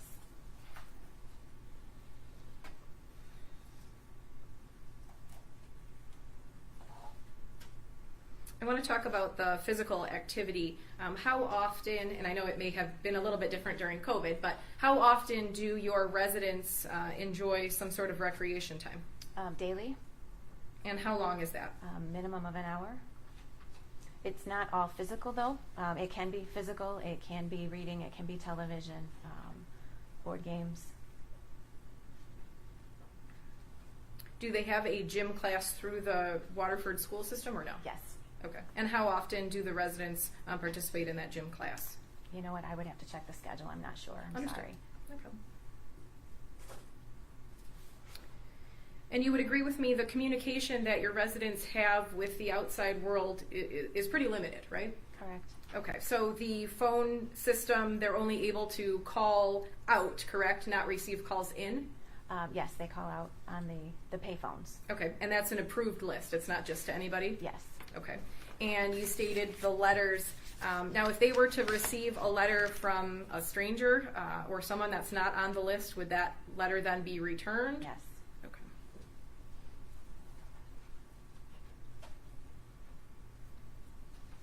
Now, I want to talk a little bit about what happens when one of your residents has some type of bad behavior. Is there, I know that they each have their own individual room. Is there some type of solitary confinement or isolation other than returning them to their room? So we are right now able to use seclusion only as a last resort for the minimum amount of time needed to help a young person regain control of their behaviors. Only in cases where a young person is a danger to themselves or others. However, we are a licensed child caring institution, and our rules, the rules that we must follow, are changing literally as we speak. And as of May 1st, seclusion is prohibited in child caring institutions, so that will not be something we can do as of May 1st. Okay.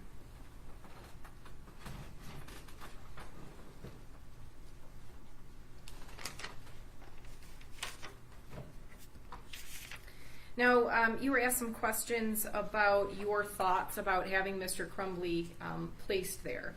You obviously have had residents that have been there multiple times, correct? Correct. Okay. And that have behavioral issues. Correct. Okay. And charged with assaultive crimes or very serious crimes. Yes.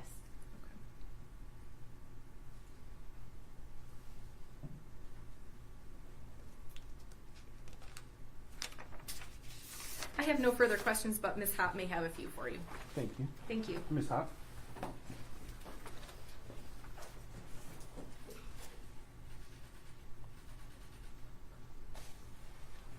Thank you. I want to address specifically the education aspect of your facility. And you said you were a detention facility obligated to provide education. What do you mean by that? All of our young people must be enrolled in school within 5 days. Those are licensing rules for child caring institutions. And it's also the law, correct? That if a person is under the age of 18 and in a facility, they have to be provided education. I believe so, yes. And so you contract with Waterford, correct? Yes. You mentioned classrooms. Are there live teachers that come? Yes. And what subjects do they teach?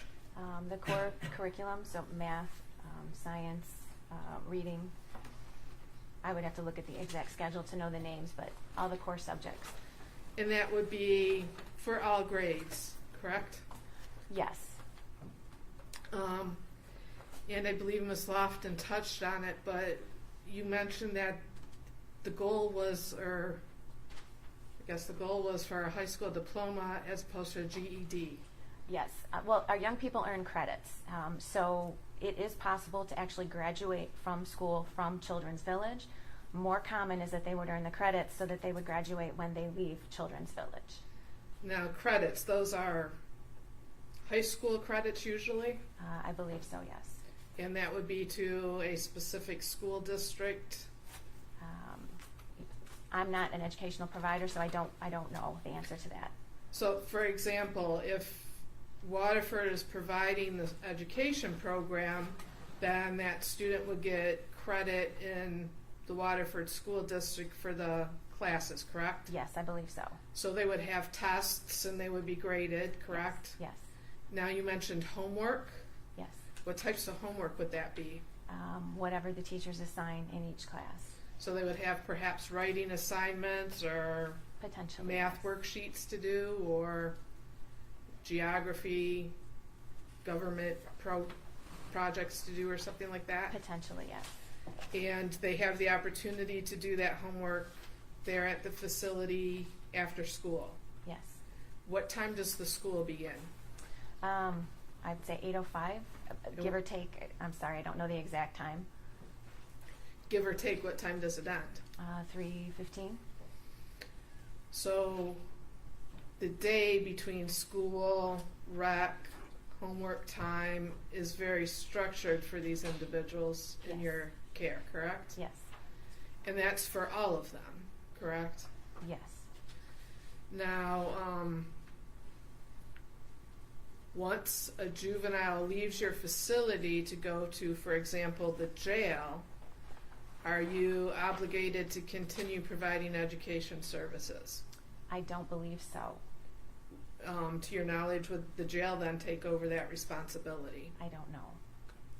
Now, have you provided any educational services to the jail, or not you personally, arranged for that to be done for juveniles housed in the Oakland County Jail?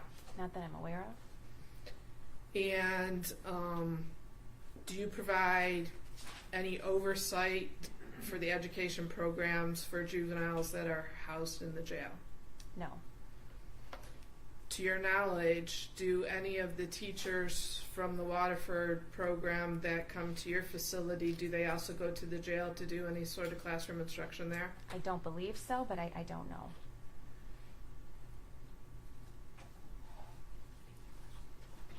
No other questions, thank you. Thank you, Ms. Hop. Ms. McKelvey, did you have any questions? I do. Thank you. Good afternoon, afternoon. Ms. Calcatera. Just a couple of clarifications. I'm curious when you talk about, you listed the programs of the day or how a day is conducted. What's hygiene? What does that constitute?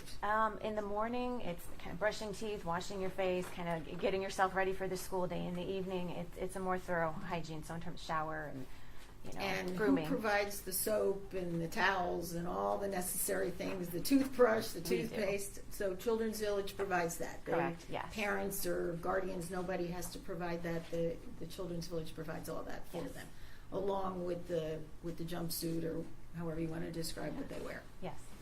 Now, just you talked about that you can't make anyone participate in rec, but the individual goes with the group.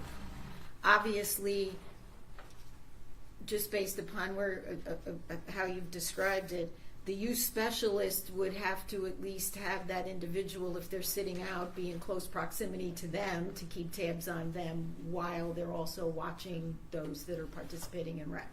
It's not like they can go sit, somewhere on a bleacher or whatever and have a chat. That youth specialist still has to keep tabs of that individual. We call it line of sight, and so you have to maintain line of sight of your young person, your group. Great. Now, when you talk about contact with family or so forth as a concern potentially, he's allowed to have visits with his attorneys, correct? And Yes. phone calls, and so that element is not precluded from him, Correct. even if that is the only, contact that he has. Yes, you're right. But he is not able to have the outside contact from emails or anything of that nature, or any strangers that may send things. Correct. So one of the issues when the prosecutor talked about the commissary aspect, there's really no need to have money at Children's Village because Children's Village pays for the food, Yes. pays for the clothing, Yes. pays for the soap and the towels, and so none of them have any kind of access to money over there, correct? Correct. How, and the phone calls are through a system like the jail has? Family members put money on the phones. Okay. During COVID, we provided some support to families that couldn't afford it for obvious reasons. Okay. Now, when they use the, because I do juvenile work, so I've been to the village, I know in emergencies or sometimes the staff lets them use the desk phone. Does that cost anything, or is It that? does not. Okay. And that's usually just in an emergency situation, correct? Yes.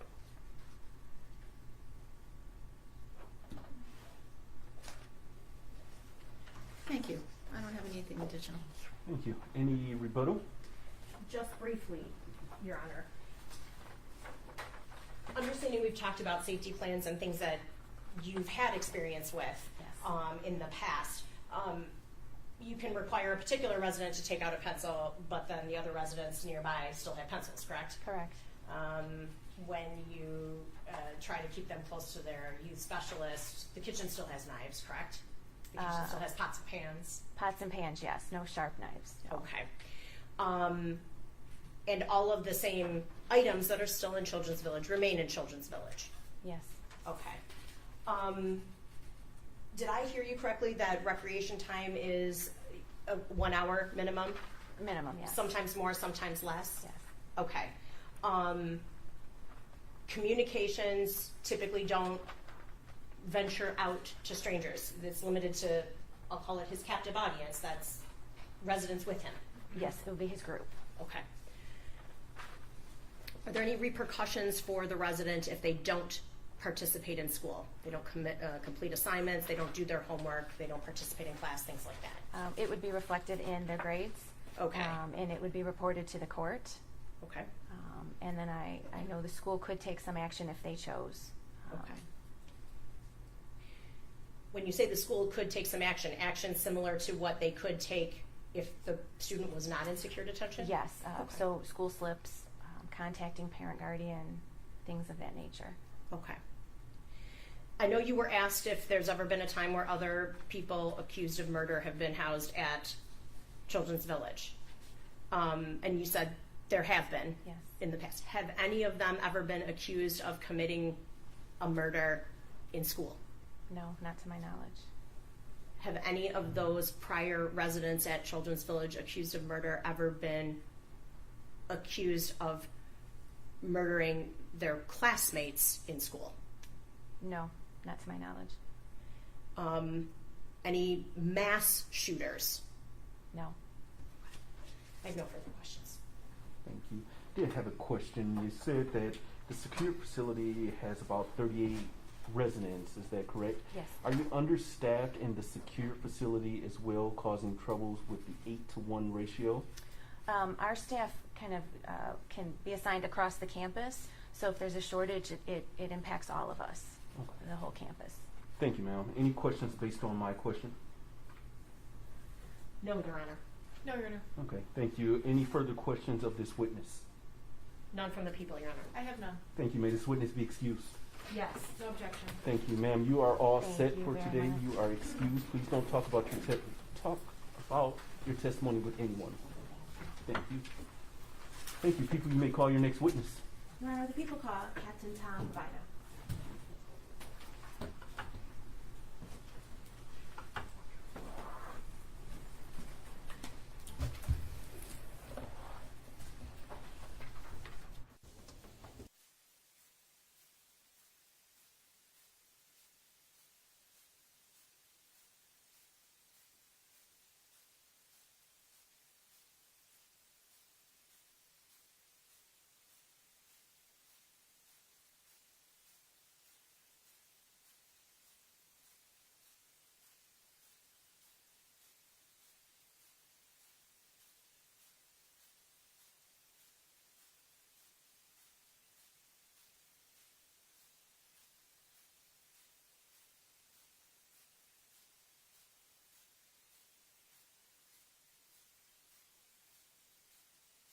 Do you swear or affirm the testimony that you're about to give will be the whole truth and nothing but the truth under penalty of perjury? I do. Thank you. Sir, you may be seated, and when you're comfortable, you may remove your mask if you wish. Thank you, sir. You're very welcome. Good afternoon, Captain Vida. Please state your full name and spell your last name for the record. Thomas Vida, V-I-D-A. And where are you currently employed? I'm a captain with the Oakland County Sheriff's Office. And how long have you been employed with the Oakland County Sheriff's Department? 22 plus years. And how long have you been the captain? It'll be a year next month, actually. And can you describe for the court briefly what are your job responsibilities and duties as captain?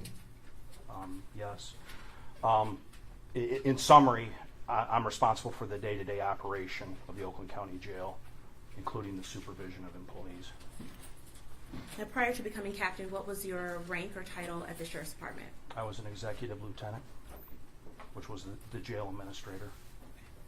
And again, since you've only been in your current position for a year, can you please describe for the court what your job responsibilities were as an executive administrator?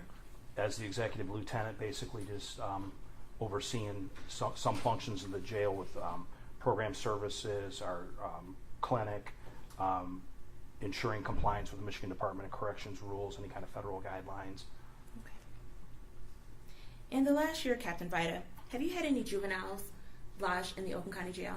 Yes. Approximately how many? We've had probably 3 to 4 that I remember off the top of my head. Besides the defendant, do you have any other juveniles lodged in the Oakland County Jail? At this given time, yes, I do. I've got one. The defendant came to your facility on December 1st, is that correct? December 1st of Yes. 2021? Yes. All right. Can you describe for the court what arrangements were made when this defendant arrived at your facility? Yes. Because he's a juvenile, we had to find selective housing for him. We placed him in the jail clinic on a constant watch.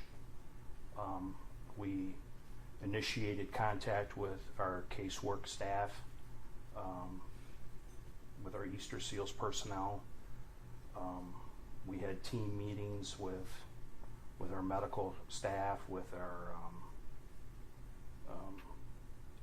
program services people, and our kitchen staff to be sure that he's getting the the proper medical treatment, the proper food intake, Okay. et cetera. Now, I do want to address these one by one. Now, first you indicated that there was selective lodging. Is that correct? Selective housing, meaning, Selective housing. meaning because of his status, he couldn't go into a general population housing area. Okay. So where exactly is the defendant housed at? Specifically, Yes. he's in J10, which is in the jail clinic. In the jail clinic.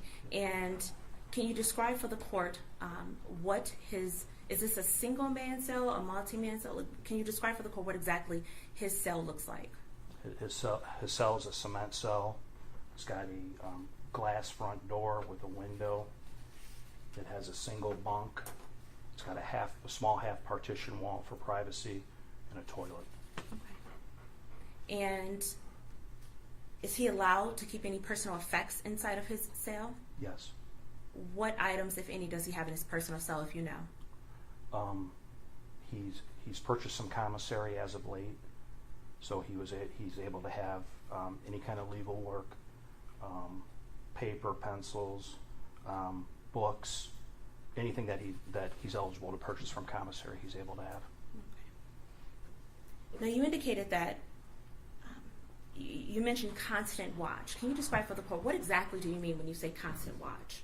Constant watch is a watch where we staff a deputy directly in front of that inmate to ensure that the inmate's not hurting themselves.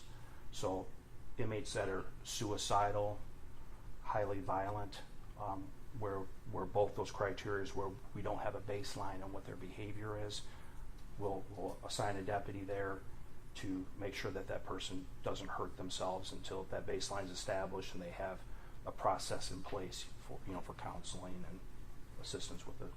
And so you stated that it's a deputy that's assigned to watch the defendant. Is that correct? You're correct. You also stated that Easter Seals was contacted. First, can you explain to the court what exactly Easter Seals is and why they were contacted? Easter Seals is the medical contractor that provides the psych doctors, and their contact would have came through program services. Who made the decision to put the defendant on constant watch? I believe it was, going back in conversations, it was a team decision, involving myself, involving some of the hierarchy in the department, to place him on an immediate watch just because of the circumstance surrounding why he was coming to our jail and the incident that just occurred, until we were able to fully establish the baseline and determine what needs are there for him. And as we stand here today, February 22nd, is the defendant currently still on constant watch? No. Is he still being monitored? He is. And can you describe for the court what that monitoring looks like? That monitoring is what we would call a behavior watch, and every 15 minutes we have a deputy that will walk by his cell and ensure that he's okay. And again, these are deputies. These are not lay people within the jail. Correct. For the 15-minute watch, those are deputies, yes. Who's responsible for his supervision at the jail? I would go back and say it's a team approach. So we have program services people, casework staff meets with him several times a week. You have a medical doctor who will follow up with him, a psych doctor. Then you'll have the jail clinic people that will monitor his health. You have our classification unit to be sure that he's housed where he should be housed. Then you have our line staff, our deputies, that are the ones that are directly working the housing unit to be sure that that's everything's proper. Now, I do want to go back to the inside of the defendant's cell just for a moment. If the defendant needed to make contact with someone outside of his cell, say a deputy or someone at the nurse station, how, if any way, would he contact them? A couple different ways. There's a call buzzer in there. Okay. And also, because in the proximity of where his cell is, the doctor's office is literally right next to it within footsteps. And then the entire nursing stations are to the right. So he can knock on a window, or, you know, when the deputy's making their rounds, he can, you know, assert something right then and there, verbally. And then there's other methods that he can also notify us to. Now, I do want to pause for a moment, Captain Vida, and I want to talk about what training the deputies in your department or at the sheriff's department go through in terms of being able to work inside the jail. Can you describe for that very briefly? Sure. Everything is certified through the state of Michigan, through the Michigan Sheriff's Training Council, and the licensing's through LCOT's, Local Correction Officers Training. And our academy, totality from classroom experience to in-field experience, is roughly 15 weeks total. And then annually we have different varieties of in-service training. I think it's about 20 hours we have to do. And those in-service trainings can be a variety of different things, from, I don't know, crisis intervention training to, you know, all the way over to the other extreme of, you know, use of force. So it just varies. Okay. And are there times where the defendant has to be moved out of his cell for one reason or another? Sure. And yes. who would be responsible for that movement? A deputy. And are your deputies armed? No, not in the jail, they're not. No. Can you describe for the court, and I believe you just mentioned it regarding the training, but what type of training specifically are the deputies trained in if there is an altercation inside the jail? Use of force.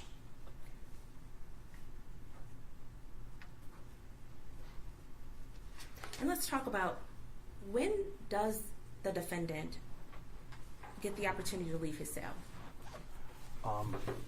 He would have the opportunity to leave his cell if they were going to take him into an exam room, if the nursing or medical staff needed to triage him or treat him medically for anything, to utilize the shower, to utilize a phone. When he has visits, he has to be moved to a different location for the technology in order for that to occur. And if you were standing inside of the defendant's cell, is he able to see out? I know you testified earlier that there's a glass window. In other words, is this glass window, there isn't some type of film or anything where only on one side one person can see in. Is that fair to say? That's correct. It's clear.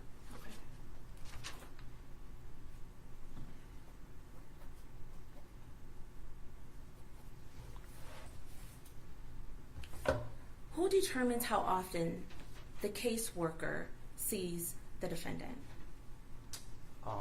That's usually from casework staff, and usually when someone's on an active, suicide watch, they'll see them daily until they can remove them from that watch.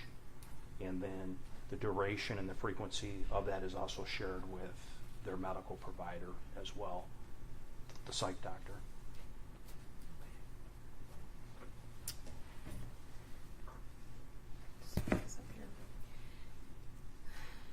Now, Captain Vida, you previously testified that the defendant, when he initially arrived, he was on constant watch. Is that correct? Yes. And what, if any, documentation or logs were the deputies required to complete during that constant watch? We have two different log sheets that are in place. We have an observation summary, which is more of a narrative version, and then we have one that's more of an abbreviated version where we, write abbreviated codes down for specific times and what they were doing, like if they were laying or standing or, Now, is this a free form sheet, or is this for lack of a better term, like a fill-in form? It's a fill-in form. Okay. And what information is captured on this form? The date, the time intervals, and then specifically based on a legend of codes, what they're doing. In like laying, you would write L, 15 hours, 30 hours, S for standing, or however the grid is. Your Honor, I've shown Defense Counsel 14A, permission to approach the witness. Yes. Captain Vida, I've shown you what has been marked and previously admitted as People's Exhibit. It's actually marked as 14A.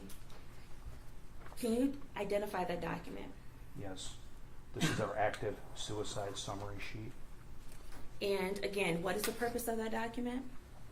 It's to document description codes at specific time intervals of what someone is doing when they're on a suicide watch. And there are several initials on those documents, correct?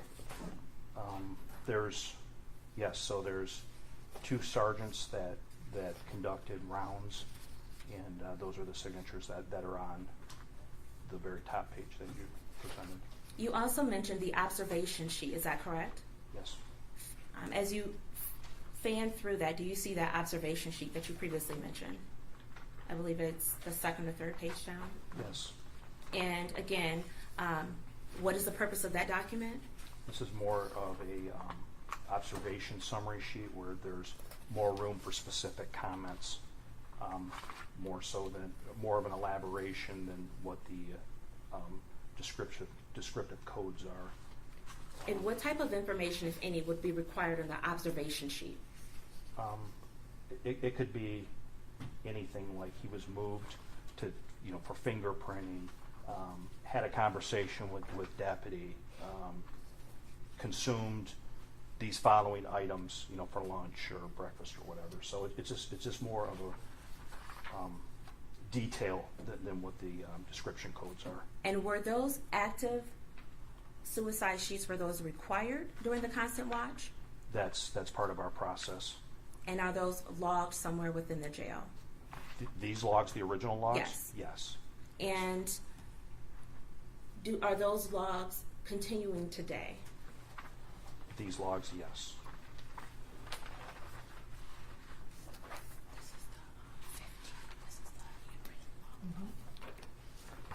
Your Honor, permission to approach the witness? Yes.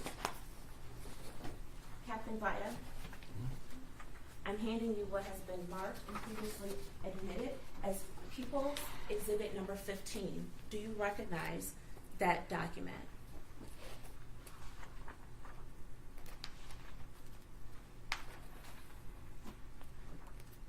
Yes. And what is that? Looks like these are copies from a logbook that we utilized on this constant watch. Now, we've previously discussed the active suicide summary sheet. Can you describe for the court what the purpose of that log is? Purpose for this log was to serve 2 points, basically. One would be for a pass on, more so for the deputies, so they know what is going on. And in retrospect to where the constant watch was, as opposed to where the deputy's workstation is that has a computer, we utilized some of that information, and when we were able to put the information into the IMAX system.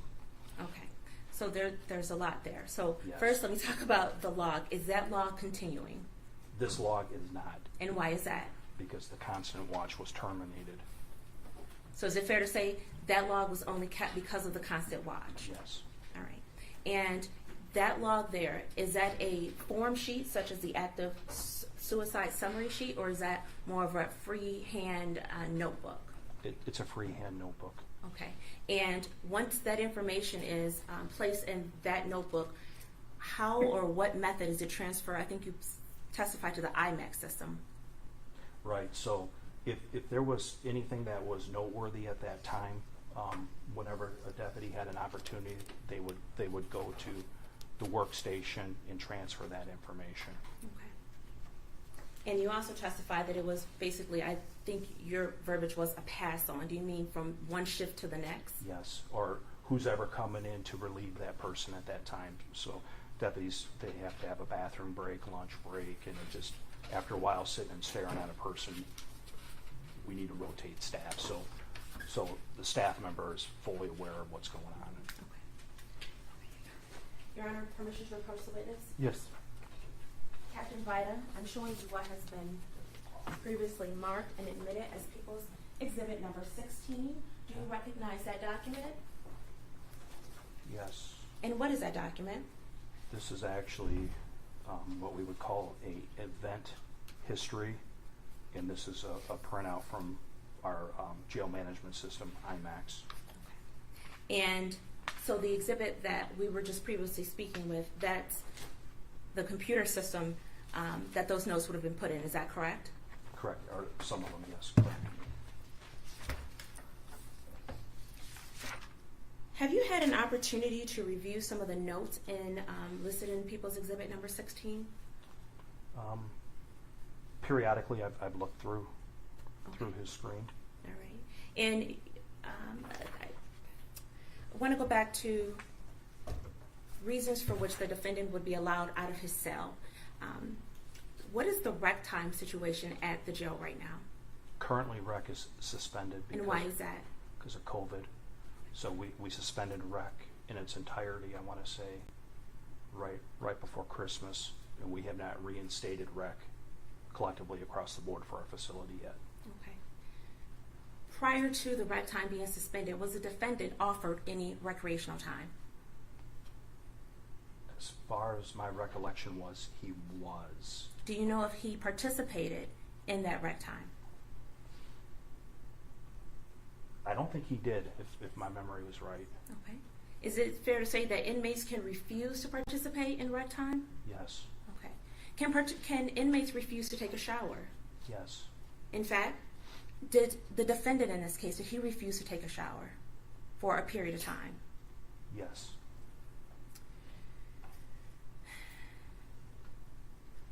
Does the defendant have access to any educational opportunities? Yes. How so? There's an inmate tablet system, and on the inmate tablet system, there's different resources, and one of the resources available is education, K through 12 education through Khan Academy. Okay. Now let's talk about this tablet. How does the defendant request usage of that tablet? He just asks a deputy, and the deputy will provide him with a tablet. Okay. Is that tablet specific to him, or is it shared amongst other inmates? It's shared amongst other inmates. And is there a time usage, meaning is he only allowed the tablet for, say, an hour a day or 10 minutes a day? As far as I know, there's not a 10-minute time limit. There is a time limit based on demand. So if there's several requests in that area, we may only have a handful of tablets, then we have to divide them up equally. But I haven't heard that that's been a problem, at least in the jail clinic. Okay, now on the educational portion on this tablet, what service or app is offered? Khan Academy? Khan Academy. Mm-hmm. And what other apps are listed on this tablet? There's stuff for books, movies. There's a thing for like a personal calendar. There's something to view his mail, photographs,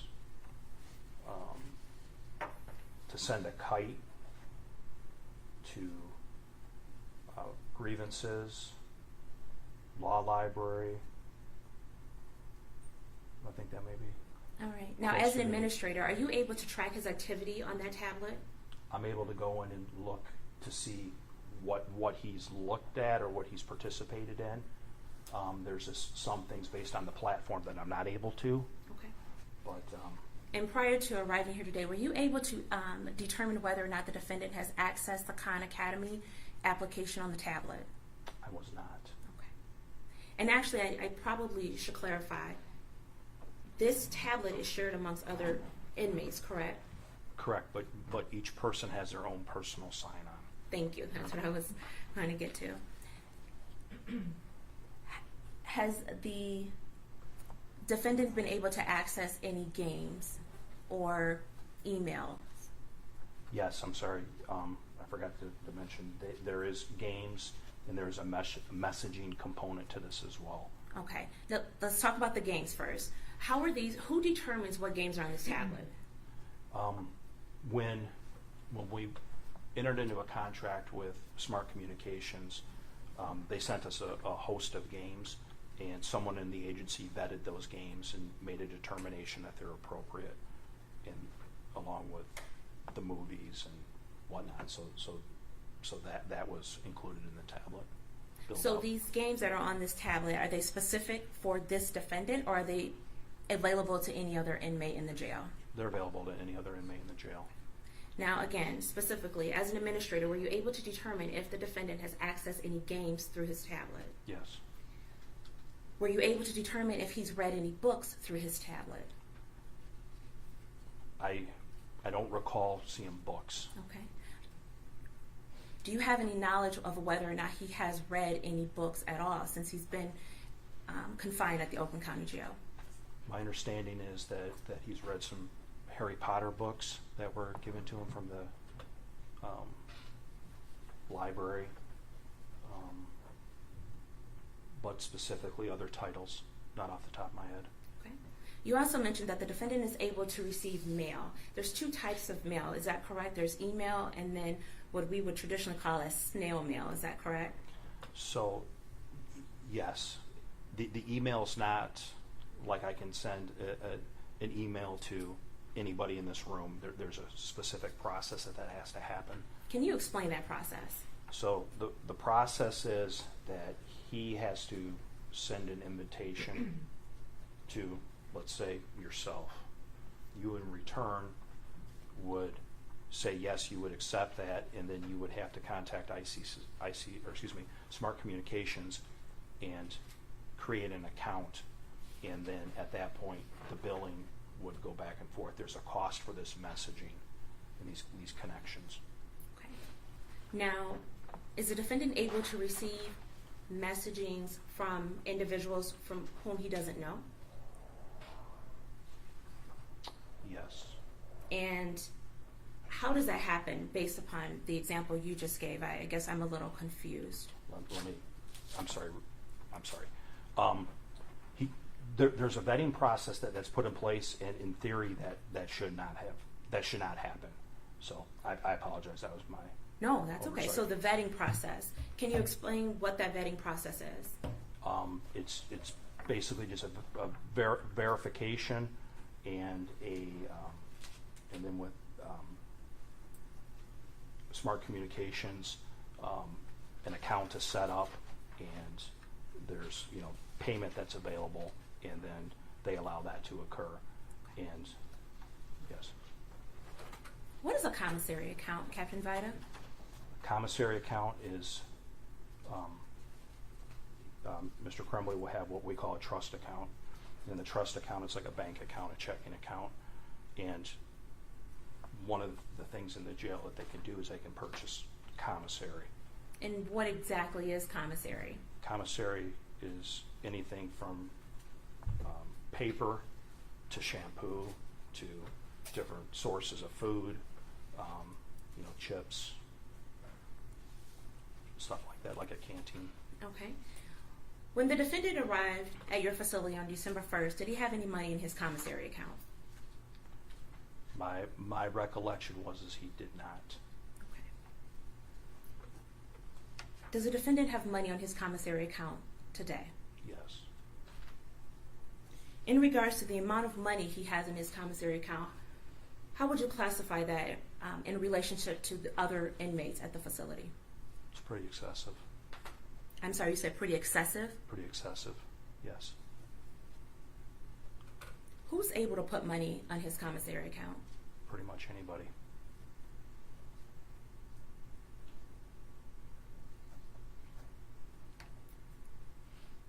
What, if anything, has the defendant purchased with the money in his commissary account? To my knowledge, paper, pencils, deodorant. Is there any limit to what he can purchase, meaning as long as it's within the items available to purchase? Correct. No, there's not. In fact, does the defendant have any restrictions at all since he's been at your facility? No, Does he have phone privileges? he does. Besides being able to watch movies on the tablet, does he have access to any other devices that have a screen? There's a TV just adjacent to his cell. Is he able to control that TV? No, Who controls that TV? the deputy does.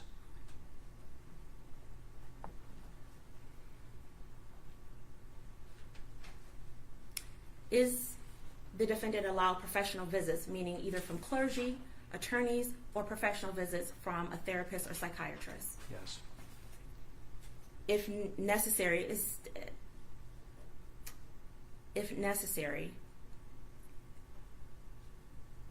would he be provided medical treatment? Absolutely. Who, if anyone, does who, if anyone, does this defendant have contact with? He would have contact with, of course, deputies.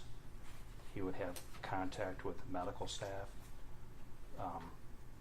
including his psych doctor, caseworker. That's pretty much it. Maybe someone who came and delivered his commissary to him,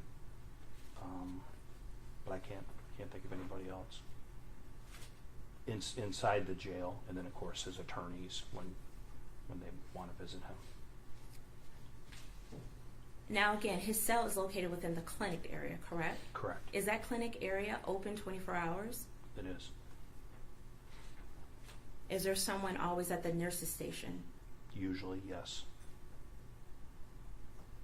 Let's talk about the defendant's meals. How are his meals delivered to him? Usually a deputy will bring him to him. And initially, was there a concern about his food or lack thereof, his food intake? Yes, there was. And what was that? There was a concern because he dropped his body weight, and the jail clinic, in conversations with Airmark, came up with an alternative meal plan for him to get him to eat, because the analysis was that he just wasn't consuming his food. And it sounds like that is something that the jail took upon themselves to make that change. Is that correct? You're correct.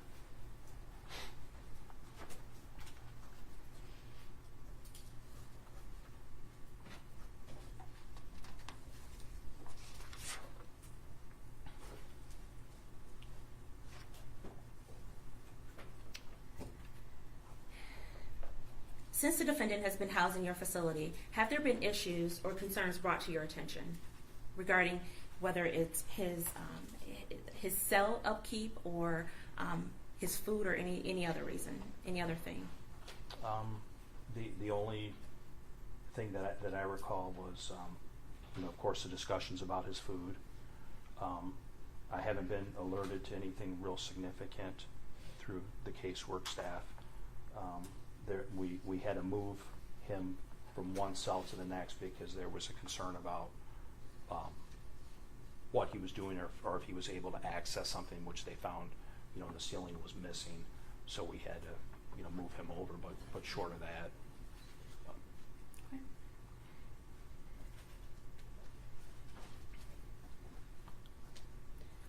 One moment, Your Honor. Sure.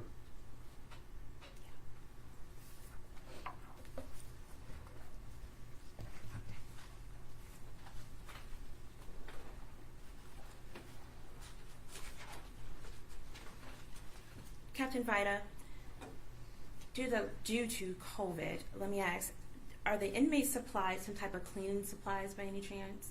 Yes. And was the defendant supplied those cleaning supplies? He has the ability to ask for them at any time. We don't, because he's in a single cell, we don't house them or give them directly and let him keep them in that cell.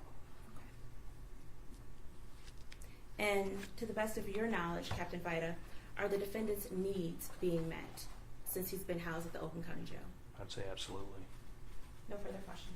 Thank you. May the attorneys and Captain, if you could approach, please.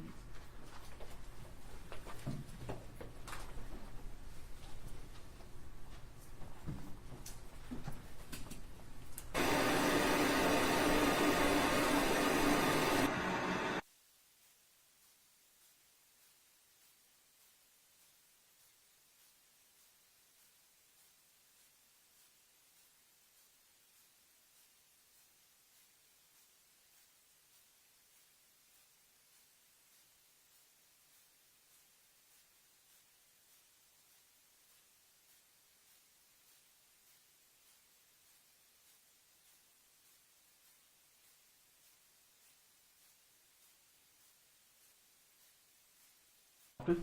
Yes, thank you.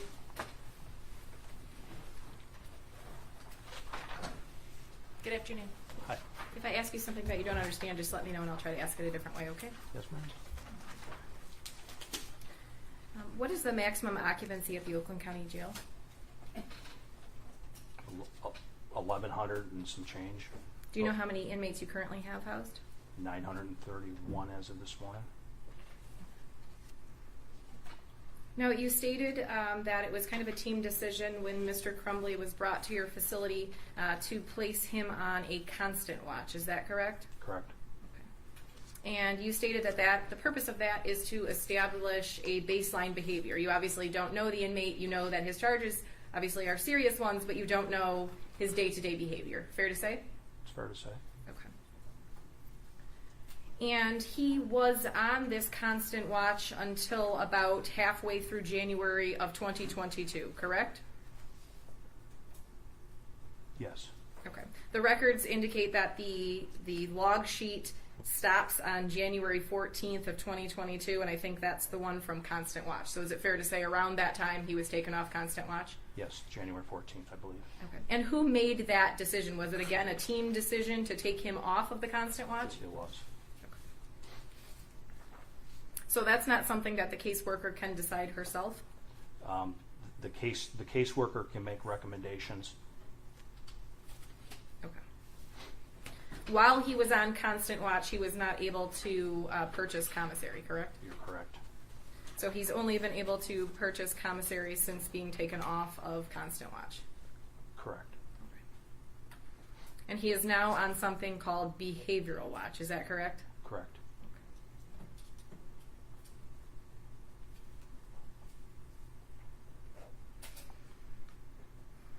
All right, and you were asked by the prosecutor if you were made aware of any issues involving Mr. Crumbley, and I believe that you stated the only issues that you could really remember was the food issue, correct?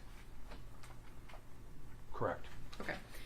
If an inmate was having behavioral issues, was not listening to deputies, was doing things that were prohibited, is that something that would be placed in either the constant watch logs or some other log that the jail keeps?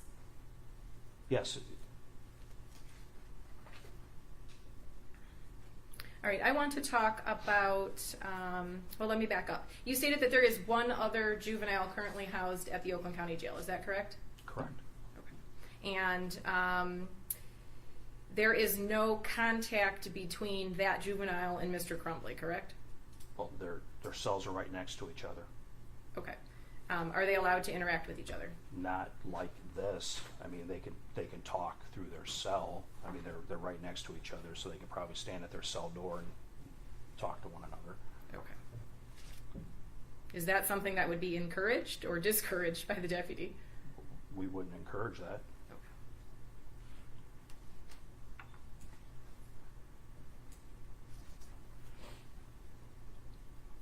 So besides leaving the cell to have a visit with his attorneys in the I block, or taking a shower, or going potentially into a clinic room, Mr. Crumbley is in his cell 24 hours a day, correct? Correct. Okay. You stated that recreation for the entire jail was suspended in December. Do you remember when in December? It was right around Christmas. Okay. So if you stated that Mr. Crumbley was offered some sort of recreation, but he declined that? Correct. Would that be noted in any of his jail records? It should be an IMAX. So if you were to reinstate recreation, how would the recreation be achieved for Mr. Crumbley, since he has to obviously be kept away from adults? He would go to recreation by himself. And what does that look like? It's a gym, it's a room, It's a gym. Is there any idea when recreation will begin, or are you still trying to figure out the COVID situation? We're hoping to have a firmer idea probably in about another week as the COVID numbers decrease. Was there any staffing shortage at the jail due to COVID? Sure. Yes. Do you know how many deputies are employed actually at the jail? Roughly 250.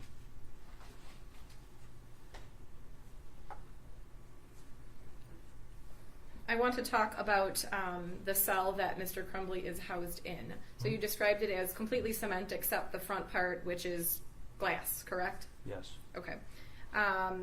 Is there a reason that the light is kept on 24/7, the light directly above his bed? It's in a medical unit. It's a high visibility cell. So that is not something that can be turned off. It's constantly daylight, correct? It's constantly daylight. Okay. And he does not have a window to like the outside, is that correct? Correct.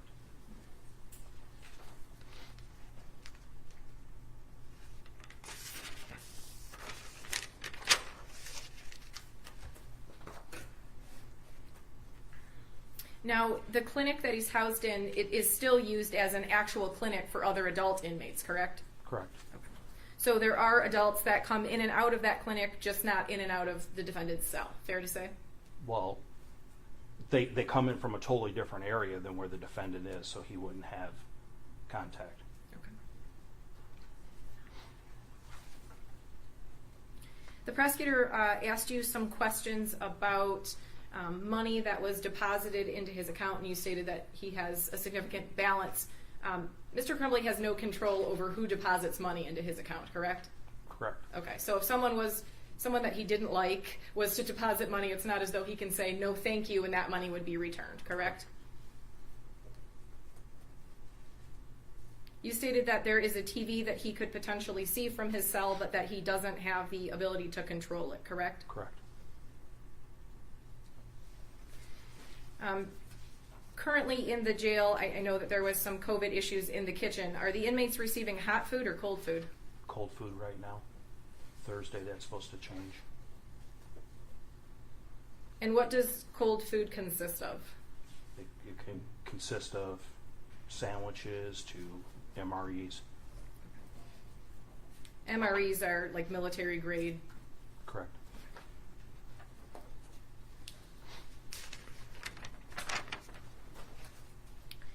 Due to his age, obviously, adolescent boys especially require a higher calorie diet than an average inmate. Has anything been done to achieve making sure that Mr. Crumbley is able to take in the appropriate amount of calories per day? My understanding through Aramark, which is our meal contractor, that in consultation with our dietitian, the meal that is being provided to him meets that caloric intake, as well as they provide him what they call an adolescent meal, which is a supplement that it's like a snack bag supplement with milk and fruit and stuff with his meals. Okay. So the answer is yes.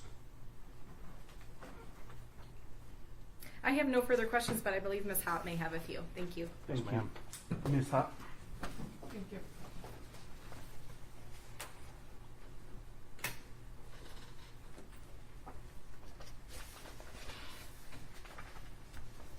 Captain, you would agree that the Oakland County Sheriff's Department has custody and control of Ethan at this time, correct? Yes. And you have since December 1st of 2021, correct? Yes. Now, are you aware of the laws concerning education of juveniles in the state of Michigan? Yes. And you're aware that you're required to have him attend school daily, correct? Objection, Your Honor. At this time, I don't believe that the jail is responsible, and I believe that's pursuant to the statute. I understand that we're proceeding under 1101B3, but quite frankly, I think that's an improper question because pursuant to the statute, the jail is not responsible for his education. Response, Ms. Hopp? He said he was aware of the law. I asked, was he aware that they had the responsibility? He's either aware or he's not. I agree. I think that was the question. Thank you. I agree. Sir, you may answer to the extent that you are actually aware and you have personal knowledge. With that being said, Ms. Hopp, if you could re-ask your question. Sure, certainly, Your Honor. Are you aware that the jail, not you personally, as a person or entity having control and charge of a person between the ages of 16 and 18 is required to provide daily education? My understanding of it is yes, that we are responsible with specific parameters, and we've gone through those, and we're currently still working through that. Okay.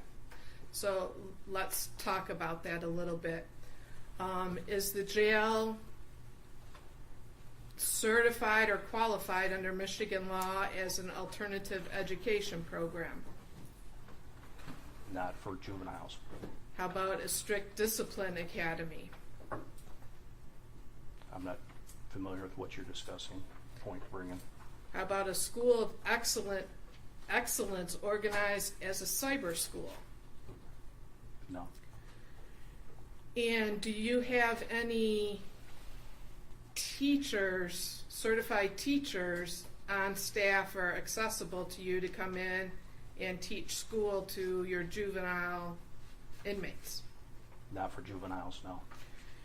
And you mentioned this Khan Academy program that is on the tablet, correct? Correct. Are you aware that that's a supplemental to normal schooling program that doesn't count towards a diploma or any type of a degree and is not accredited? No, Have you ever used it? I have not. So you don't know that the schooling is, 5, 7, 10-minute videos about a certain school subject, correct? I have not used it. And you don't know that it doesn't have any sort of high school literature or English program, correct? It was my understanding that it does, but Okay. And that's on the iPad that's shared, correct? it's not an iPad, it's a tablet. A but tablet, yes. sorry. Yes. Tablet. And would Mr. Crumbley have access to that tablet for, say, 8 hours a day? He would have access to that tablet. I can't say verbatim that it's an 8-hour block of time that he would have, but he would have access to it for a significant amount of time. And you said the time was limited, though, correct? I said it could be limited based on what the demand is. Now, have you or anyone under your direction met with Mr. Crumbley to show him how to use that program? I personally have not. And you've not directed anybody to do that? I personally have not. So you don't even know if Mr. Crumbley can access that program, do you? It's right there in the tablet with all the other options that are available. So if I press that on the tablet and get a message that says, error, you cannot connect, you wouldn't know about that. Well, then I would assume that he would bring that problem up to a deputy so we can have that addressed. Now, other than you, is there anyone else that monitors his tablet usage? I can't unequivocally answer that question. I don't know. And if he were to be able to access this program and had questions about the schooling or education provided in the Khan Academy program, are there any resources there for him to get answers to questions he may have? I'm not familiar enough with the Khan Academy. Have you been in communication, or to your knowledge anyone on your staff or at your direction, with any school district to supply him instructional materials, supplies, textbooks, assignments, things like that to fulfill the Michigan requirements regarding education? Our corporation council's been involved in this. Anybody specifically? Yes. And who would that be? Mary Ann Yergay.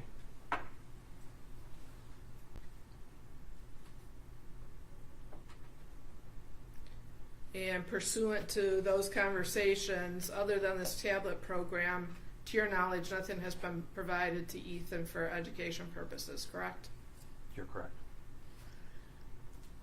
And so as he sits there in jail, he's not getting any sort of high school credit toward a diploma, correct? Not at this given moment. No, ma'am.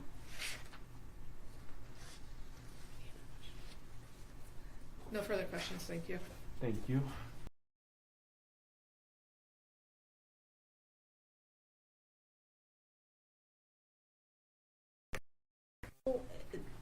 that you just mentioned he's in with the light that's on 24/7, are all of the cells there that would house a juvenile, they all have the same lighting issue, or are there cells he could be in where he doesn't have a light on 24/7? In that row of cells, those lights are fixed. They stay on Is that the only place he can be in there? at this point.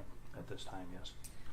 When he was on that constant watch and couldn't have commissary, which sounds like it would be math-wise about 6 weeks or so, Okay. he wouldn't have access to toothbrush, toothpaste, shampoo in the jail unless you can pay for it. You don't have it? No, that's factually incorrect. Well, that's the question I'm asking. Yeah. So no, we would provide toothbrush, toothpaste, soap.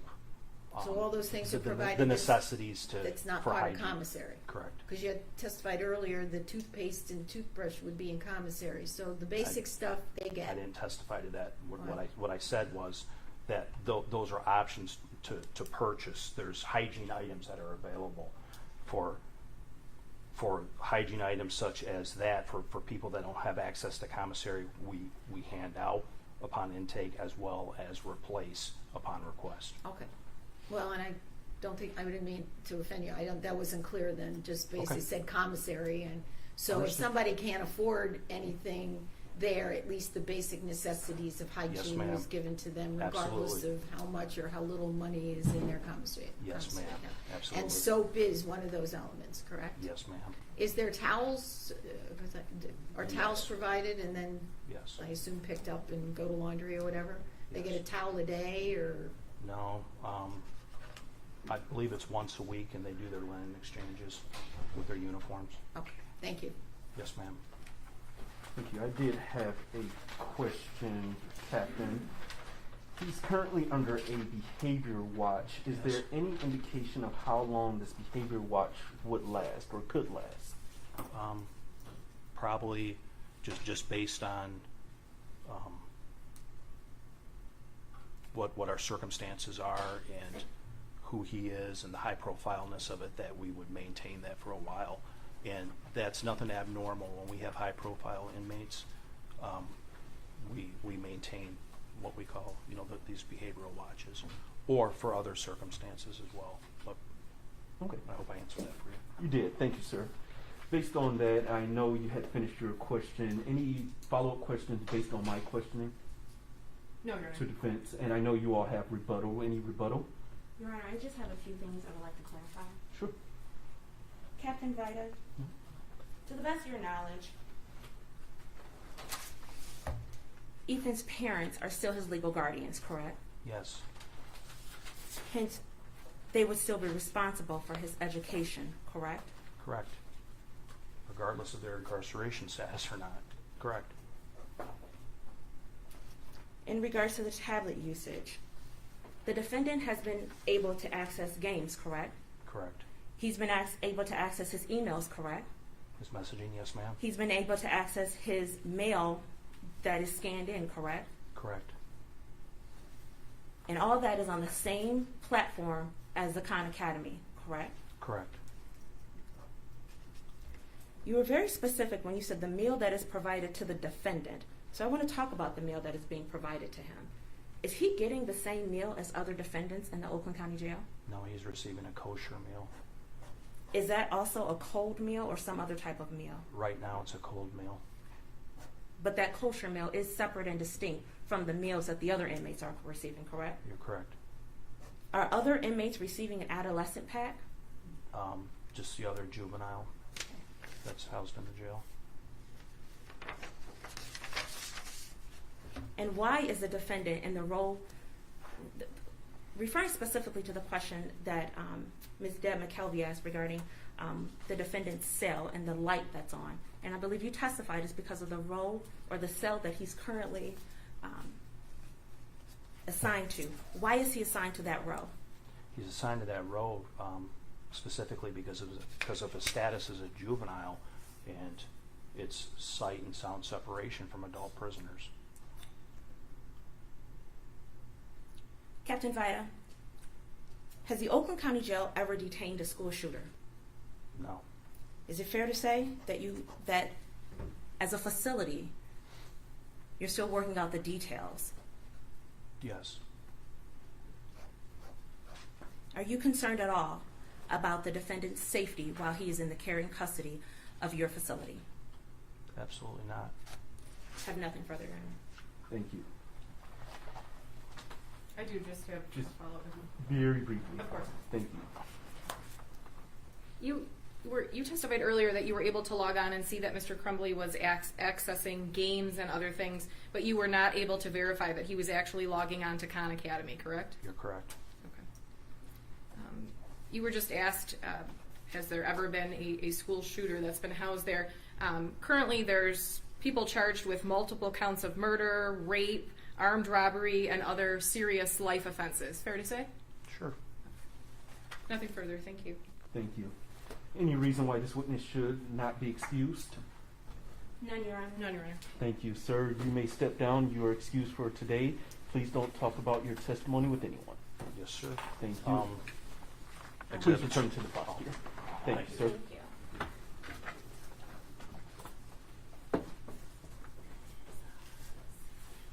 People, you have any further witnesses? No further witnesses, Your Honor. Thank you. And Ms. Laughlin, does defense have any witnesses? We have no witnesses, Your Honor. Thank you. And I will, as mentioned earlier, we had a brief status conference earlier this morning. As you all know, under the Juvenile Justice and Delinquency Prevention Act, the act requires for me to give my decision in writing.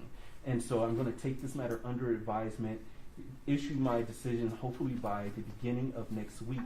In the meantime, I'm going to allow the parties to file supplemental briefs. It's my understanding that there's additional information that either party may want to present to the court. It's not required, but it's an invitation. If you do want to submit supplemental briefs, they are due on Friday by 4 p.m. and specifically supplemental briefs as it has to do with the defendant's placement. Anything else from either party? Your Honor, would the court allow us to give a brief closing argument with regard to the evidence that you do have before you in the form of the exhibits as well as the testimony that you've heard today? Yes, very briefly. Thank you. Thank you. And you may proceed, Ms. Collins. Thank you.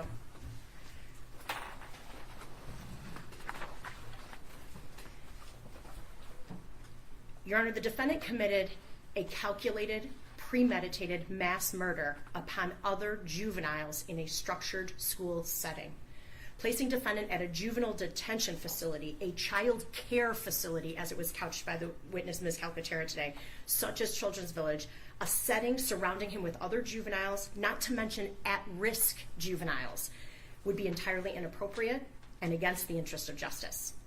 The Oakland County Jail has and will continue to provide a safe and appropriate placement for defendant while ensuring safety for the defendant himself, the children currently housed at Children's Village, and the public at large.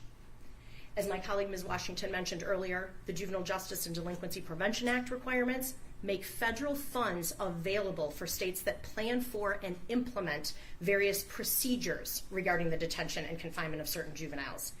That is what is implicated in the form of this hearing. The finding that defendants should be housed in the Oakland County Jail has been made pursuant to Michigan's statutes and court rule previously by Judge Karniak at the district court, and it is only federal funding considerations that implicate this hearing. In order for the court to review whether it remains in the best interests of justice to continue his placement at the Oakland County Jail. Now, this court has been presented with multiple exhibits to review in order to get a glimpse behind the curtain at the true essence that is this defendant and the risks he presents. You have before you a 15-year-old with the sophistication and the capability to plan out and execute a large-scale school shooting. And the evidence presented to you during this hearing shows a deeper and more calculated mind than any typical 15-year-old. His ongoing text with another juvenile, which you'll find in the exhibit book, arguably a kindred spirit to the defendant, delve into the depths of the defendant's mind and give us a glimpse of what he is capable of thinking, what he is capable of concealing, and what he is capable of doing when he is ready. The sampling of text messages you've been provided between defendant and his friend date back to February of 2021, and they reveal much about the defendant and certainly should compel Your Honor to be very concerned about placing this defendant in a relatively less secure setting with juveniles, and certainly one which mirrors in so many ways the scene of his original crime. The defendant himself tells you through his own words when you read his text that he should not be moved from the security and oversight of the Oakland County Jail. In some of his texts, he tells his friend he's so glad they can talk to one another and not be afraid to let their, quote, masks slip, end quote. That defendant appreciates that his friend is, again, I'm quoting, like the one person who is as fucked as me and shares it, end quote. He goes on to explain that, and I quote again, in public, you have to put on a mask to blend in, end quote. And how they, in their friendship, have gotten to a place where they've shared their individual darknesses, and according to the defendant, quote, we aren't afraid to let our masks slip to each other, end quote. Defendant goes further to say the scary thing is, I like being this fucked up. And that's the end of one of his text threads and one of his quotes to his friend. That is the person, that is the kind of person that we are contemplating putting with other juveniles who are much less sophisticated, at risk, that he would gravitate to. He talks about in his texts and then in his journal about how he wants to explore his darkness with birds that he has found, wanting to make them suffer and hear their screams. And he doesn't stop at the text. He doesn't stop at writing in his journal. He goes on to actually record videos of him doing those things. And you'll hear his voice, you will hear the suffering of the bird, and you will know that it is not just words, it's not just thoughts, but it's things that he has set about to do. His word that he uses is that he wants to torture those birds.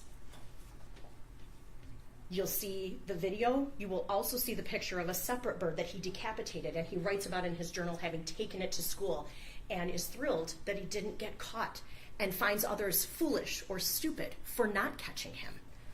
He tempts others with his actions. He reveals them, and the only people who had an opportunity to do anything about it, those who live with him 24/7, did nothing. If these don't amount to prior delinquent acts, I don't know what would. And that is one of the factors that this court is bound to consider. And it doesn't stop at the text, it doesn't stop at the journal. In his journal, he talks about the videos that he makes on November 29th, the day before he executes his fellow students. And he tries to execute so many others. He makes a video about what his plans are, who he wants to kill first, the type of person. All of those details are things that he has wrote about, he has thought about, and he sets about to do. And again, with no warning to those outside of his own home.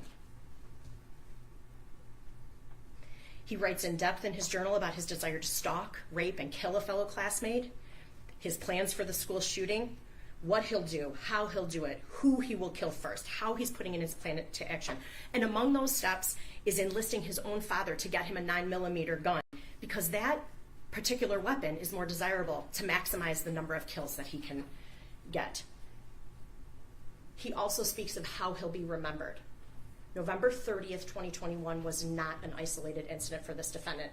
This is someone who wants to be remembered, and he has contemplated how he wants to be remembered. Not as someone who made a positive impact on society, not someone who brought something good or meaningful to the table, but he wants to be compared to the likes of Hitler or Dahmer or the Parkland school shooter, using them as inspiration for actions that he sets about taking. His actions on November 30th were not impulsive, they were not accidental, they were calculated, rehearsed, and well thought out. And not just his actions, but what he wanted to achieve from them. He anticipated and wrote about his expected life behind bars with the intention that he would be remembered forever. He contemplated the pros and cons of going out in a blaze of glory, of being killed or committing suicide at the end of this all. But neither of those, he expressed, would satisfy his desire to be remembered forever. And his behaviors since his incarceration have not changed. They've continued to demonstrate that he hasn't altered his way of thinking. His request on December 17th, you'll see in the exhibits from the jail, his request that how do I get my fan mail, my hate mail, and my commissary. He knows that he's going to have people who admire him and people who hate him alike, and he wants that notoriety.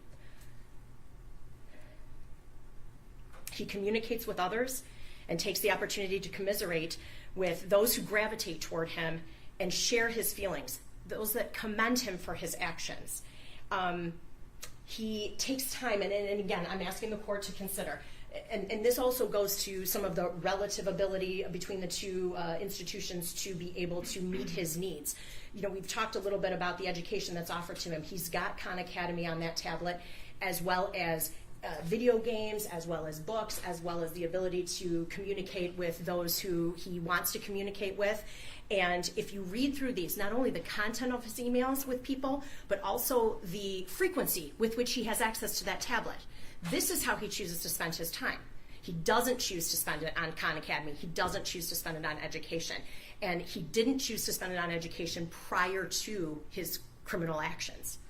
And some of the disturbing things and some of the telling things about these email communications, he's on it almost daily, and if not daily, he talks with other juveniles, other people who are of his similar age. He commiserates with them about things that they go through and things that he's gone through. But overall, he indicates to them that it's not so bad in here. I get a TV, I get good food, the deputies are nice. He's the one who's giving a firsthand account of his experience in this jail. And it's over and over and over again. He also takes time to mention to some of his fans out there, my next court date is February 22nd. Maybe you can watch it on TV. This is what he wants. He wants to be noticed. He wants us to relish in his behaviors. And if he is given the opportunity to converse one-on-one with little to no supervision, because we won't have these in writing, when he's at Children's Village, when he's talking to another juvenile in the corner of the gym, when he's talking with them at the lunch table. And that should scare all of us, and I know it scares me. This is not a person you should place in the position of having contact with and potential influence over other juveniles, much less those juveniles who our courts have already determined to be at risk. To place him in a school, a lunchroom cafeteria, a classroom setting with juveniles, just like he enjoyed as he planned for the day he would take off his mask and execute those classmates, is an injustice that no one should have to bear. The witnesses that you've heard from in the accompanying exhibits reveal that while both facilities offer a claimed secure option, one is far superior in handling this defendant and all that he brings to the table, and that is the Oakland County Jail. Placement in the Oakland County Jail rather than Children's Village serves the defendant himself. You heard from the manager of Children's Village about concerns that she has, not only, and she has to be concerned with all of the juveniles in that child care facility. She has concerns about all of the juveniles that are currently housed in that secure detention facility. She also has concerns about the defendant himself. Contrary to that, there's no concerns by Captain Vida if he's housed at the Oakland County Jail. There are no services or opportunities that he could or should receive in the juvenile facility that he is not receiving in the Oakland County Jail, including opportunities for education. Most importantly for this court, however, is that continued placement of this defendant in the Oakland County Jail is what serves the public and the interest of justice as a whole. Thank you. Thank you, Ms. Collins. Ms. Lofton? Yes,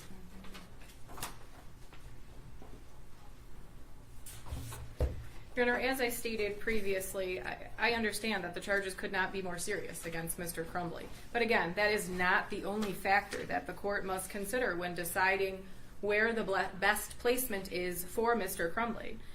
Ms. Collins details some of the text messages that you will see as part of your exhibits. As Defense Exhibit A, you will see Mr. Crumbley around this time is texting his friend, Brady, "I need help.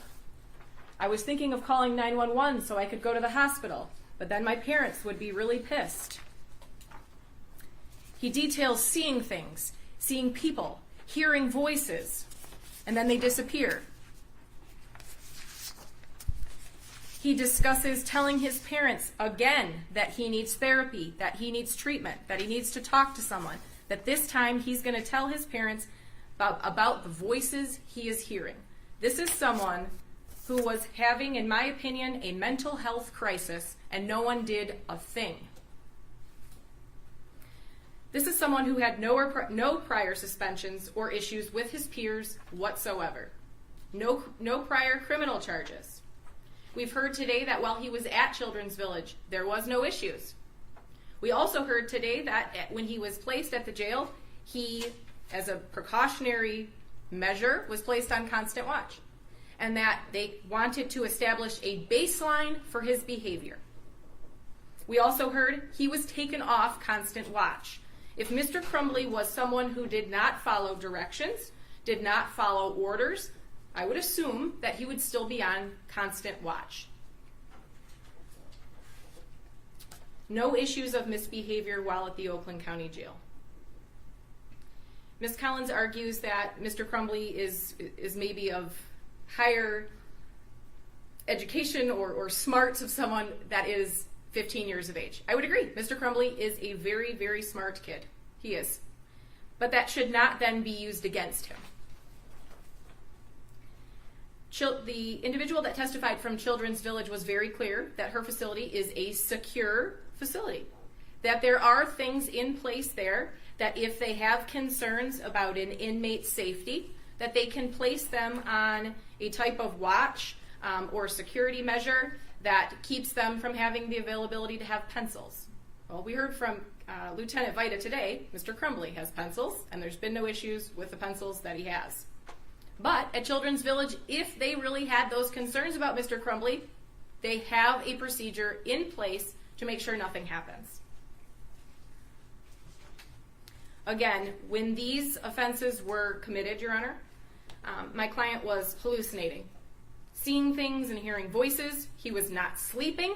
That is detailed in these text messages. He was extremely anxious, and he had no one in his corner to get him the therapy that he so desperately needed. We have been able to visit him, I think between the three of us, probably close to 20 times. Has he adjusted to life in the jail? He has. Do I think that that's the best place for him? I absolutely do not. He is completely isolated.